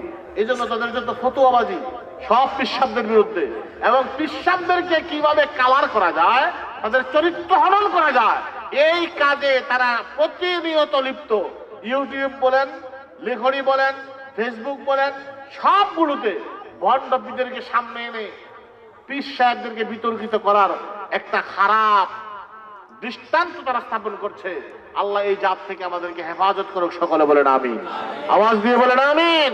আমি অনেক মাহফিলে বলি, আজকে তোমরা সহিহ হাদিসের দোহাই দিচ্ছ, খাজা গরিবের নওয়াজ এবং আল্লাহর ওলি যারা, তারা যদি আমাদের মুসলমান না বানাইতো, কার কাছে সহিহ হাদিসের কথা কইতা? ঠিক কিনা বলছি? সহিহ হাদিসের ওয়াজ কার কাছে করতো? এরা মুসলমান বানাইছে বলেই তো আজকে ওয়াজ চলে।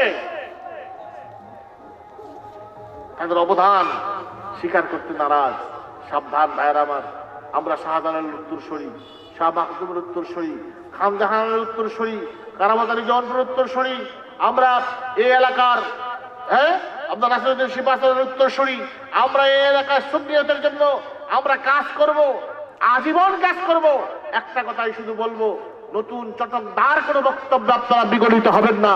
অবশ্যই যে ওলি আলোদের নাম বললাম, দরবারগুলোর নাম বললাম, এই দরবারের হাক্কানি উলামায়ে কেরাম, হাক্কানি পীর মাশায়েখরা তারা মিলাদ কিয়াম করেছে, আমরাও করব। কথা বলে ঠিক কিনা? তারা 5 দিনের খতম করেছে, আমরাও করব। 10 দিনের খতম করেছে, আমরাও করব। 40 করেছে, আমরাও করব। কথা বলে ঠিক কিনা? আজকে 40 5 দিনের বিরুদ্ধে ফতোয়াবাজি কেন? ফতোয়াবাজির কারণ আছে। এগুলি না জায়েজ করে যে সব মাদ্রাসার দালান, কই দালান? লিল্লা বোর্ডিং এ দালান। আমরা লিল্লা বোর্ডিং এর কোনো হিসাবই নাই, যা আছে বড় জোরের পকেটে লিল্লা বোর্ডিং, পকেটের মধ্যে লিল্লা বোর্ডিং, হিসাব নাই, অডিট নাই, কিচ্ছু নাই। বহুত ইতিহাস আমি জানি। আমাদের আমাদের যে আপনার নাম বলে চিনে ফেলবেন, হ্যাঁ, যে আমি আজকে দেখা গেলে একটা মাদ্রাসার প্রিন্সিপাল, আমি এখানে যে টাকা বেতন পাই, এমন কবি মাদ্রাসা যারা চাকরি করে এদের কমপক্ষে মনে করেন যে 10 জনের সমান বেতন পাই। আমাদের লোক চাকরি করে তো 6-7 হাজার টাকা বেশি বেতন না। তো আমি যদি 50-60 হাজার টাকা বেতন পাই, তাহলে 6 জনের সমান পাই না কমপক্ষে, নাকি 6 জনের সমান বেতন পাই। কিন্তু আমার তো একটা বাড়ি করার সুযোগ নাই, নবীনগরে পারলাম না, ঢাকাও পারলাম না, বাউন্ডারি পারলাম না, কোনোটা পারলাম না। ওতে মনে করেন যে 2টা মাদ্রাসা দিতারে দেখবেন যে বাউন্ডারি পরের 2 বছর পরে বাড়ি উঠে গেছে। কে থেকে আসে, কোথায় রুচি হয়? আমি সেদিকে সমালোচনা করতে চাই না, একটা কথা বলতে চাই, মাদ্রাসা দেন দিতে পারেন, অসুবিধা নাই, কিন্তু 5 দিন 40 এইগুলো না জায়েজ বলে নয়, জায়েজ এই কথা বলে দিতে হবে। কথা বলেন ঠিক কিনা? ফতোয়াবাজি করে না, কেন ফতোয়াবাজি করবেন? আল্লাহর ওলিরা যে কাজ শুরু করছে এমনি এমনি শুরু করে নাই, তাদের প্রত্যেকটা কাজের মধ্যে হিকমত ছিল। 5 দিনের দিনে খতম, 10 দিনের দিনে খতম, 40 সময় খতম, মানে এতিম মিসকিন খাওয়ানো, দোয়া টোয়া করা, এটা তো নাজায়েজ কাজ তো নাই। বরং আমি বলি, ওদিন আমি কিতাবে পেলাম সিয়ারু আলামিন নুবালাতে আব্দুল কাদের জিলানী তিনি নিজে বলতেছেন, ফাত্তাশতু আলা আমালিল মুসলিমিন, অর্থাৎ আমি মুসলমানদের আমলের উপরে আমি গবেষণা করেছি, আমি গবেষণা করে দেখছি মানুষকে খাওয়ানোর চাইতে ভালো কোনো ইবাদতই নাই। সুবহানাল্লাহ। যত কাম, যত ইবাদত মানুষ বন্দেগী করে, সবচেয়ে দামি বন্দেগী হলো মানুষকে খাওয়ানো। আরেক জায়গা তিনি বলেছেন যে লুমাতুন ফি বাতনি জাইন, অর্থাৎ কোনো ক্ষুধার্ত ব্যক্তিকে যদি কেউ একটা লুকমা খাওয়ায়, খায়রুম মিন বিনাই আলফি মাসাজিদ জামিইন, অর্থাৎ যদি কেউ এই 1 লুকমা খাওয়ানো কোনো ক্ষুধার্ত ব্যক্তিকে খাওয়ায়, 1000 জামে মসজিদ তৈরি করার চাইতে এই 1 লুকমা খাওয়ানোর দাম অনেক বেশি। আল্লাহর ওলিরা এমনি করে যায় না এতিম মিসকিনদের খাওয়াও, এমনি বলে যায় নাই কাদরিয়া তরিকার সবক হলো বেশি বেশি মানুষকে খাওয়াও। এই জন্য দেখবেন আমাদের মাসিয়া দরবার শরীফে খাওয়ানোর অভাব নাই, ঠিক কিনা বলেন? সিলসিলাতে খাওয়ানোর, আমাদের সিলসিলায় খাওয়ানোর অভাব নাই। কারণ কি? ওই যে কাদরিয়া তরিকার সবক, মানুষকে বেশি বেশি খাওয়াও। খানার মধ্যে বড় ইবাদত, খানার মধ্যেই বড় পুণ্য, খাওয়ানোর মধ্যেও এত দামি জিনিস আর নাই। মানুষ খায়া যদি আলহামদুলিল্লাহ তৃপ্তি পায়, এর চেয়ে বড় নিয়ামত তোমার জন্য আর কিছু হতে পারে না। তোমরা খাওয়ান এবং গরিব দুঃখী খাওয়াবেন, গরিবদের যদি প্রতিবেশী থাকে তাদেরকে ভালোভাবে খাওয়াবেন, এই জন্য খাওয়াবেন। এই খাবারটা, এই খাবার খেয়ে সে তার জীবন রক্ষা করবে, সে আলহামদুলিল্লাহ পড়বে, আল্লাহকে ডাকবে। আব্দুল কাদের জিলানী বলেন 1000 জামে মসজিদ যদি কেউ বানায়, 1000 জামে মসজিদ, তার থেকে উত্তম হলো একজন ক্ষুধার্ত ব্যক্তিকে 1 লুকমা খাওয়ানো। সুবহানাল্লাহ। মনে থাকবে তো? আমল করার চেষ্টা করবেন। আল্লাহ তৌফিক দিক, সকলে বলেন আমিন। 11:30 বেজে গেছে, রাত্র অনেক শীত লাগতেছে, বাতাস আসছে, তো আপনারও কষ্ট হচ্ছে বোধ হয়। আব্বা যেন বৈশা দিয়েছে অনেকক্ষণ যাবৎ। এই মাহফিলটা তো আসলে আমাদের নিজেদেরই লোকজন, আসলে ঘরের মধ্যে কিছু কথাবার্তা বললাম, এগুলো আমাদের দরকার, আমাদের দরকার, আমাদের চলতে ফিরতে দরকার। কারণ আপনারা আজকে কিন্তু আল্লাহ ওলিরা যেখানে আছে এটা মুরগি যেমন নাকি মনে করেন এই কোনো সিল খাওয়া থাপা টাফা দিলে দেখবেন যে সব দিলে একদিনে কেমনে জানে আত্মার ভিতরে নেয় না, নিয়ে জমায়া বইয়া থাকে। ঠিক আল্লাহর ওলিরা কিন্তু প্রত্যেকটা খানকাতে মুড়িদান গুলিকে এভাবে লইয়া বইয়া দিচ্ছে। আল্লাহর সিলে কাকে খাইয়া এদিনে শেষ করে ফেলতো, ইমান আকিদা নষ্ট করে বরবাদ করে ফেলতো। কথা বলে ঠিক কিনা? প্রত্যেকটা খানকাতে আল্লাহর ওলিরা এভাবে লইয়া লইয়া বসে রয়েছে। আপনারা সাবধান সাবধান, কোন চটকদার বিজ্ঞাপনে যাবেন না, এদের কথা শুনবেন না। এরা কোরআন হাদিসের দোহাই দিয়ে ভণ্ডামি করছে, ওলি আল্লাহদের বিরুদ্ধে কথা বলে ভণ্ডামি করছে। আপনারা দেখেন, আপনারা যত কথাই বলেন, আজ পর্যন্ত আহলে হাদিস কোন আলেমের কাছে আসে নাই, আমাদের সামনে আসবেও না, এবং আসার সুযোগও তাদের নাই।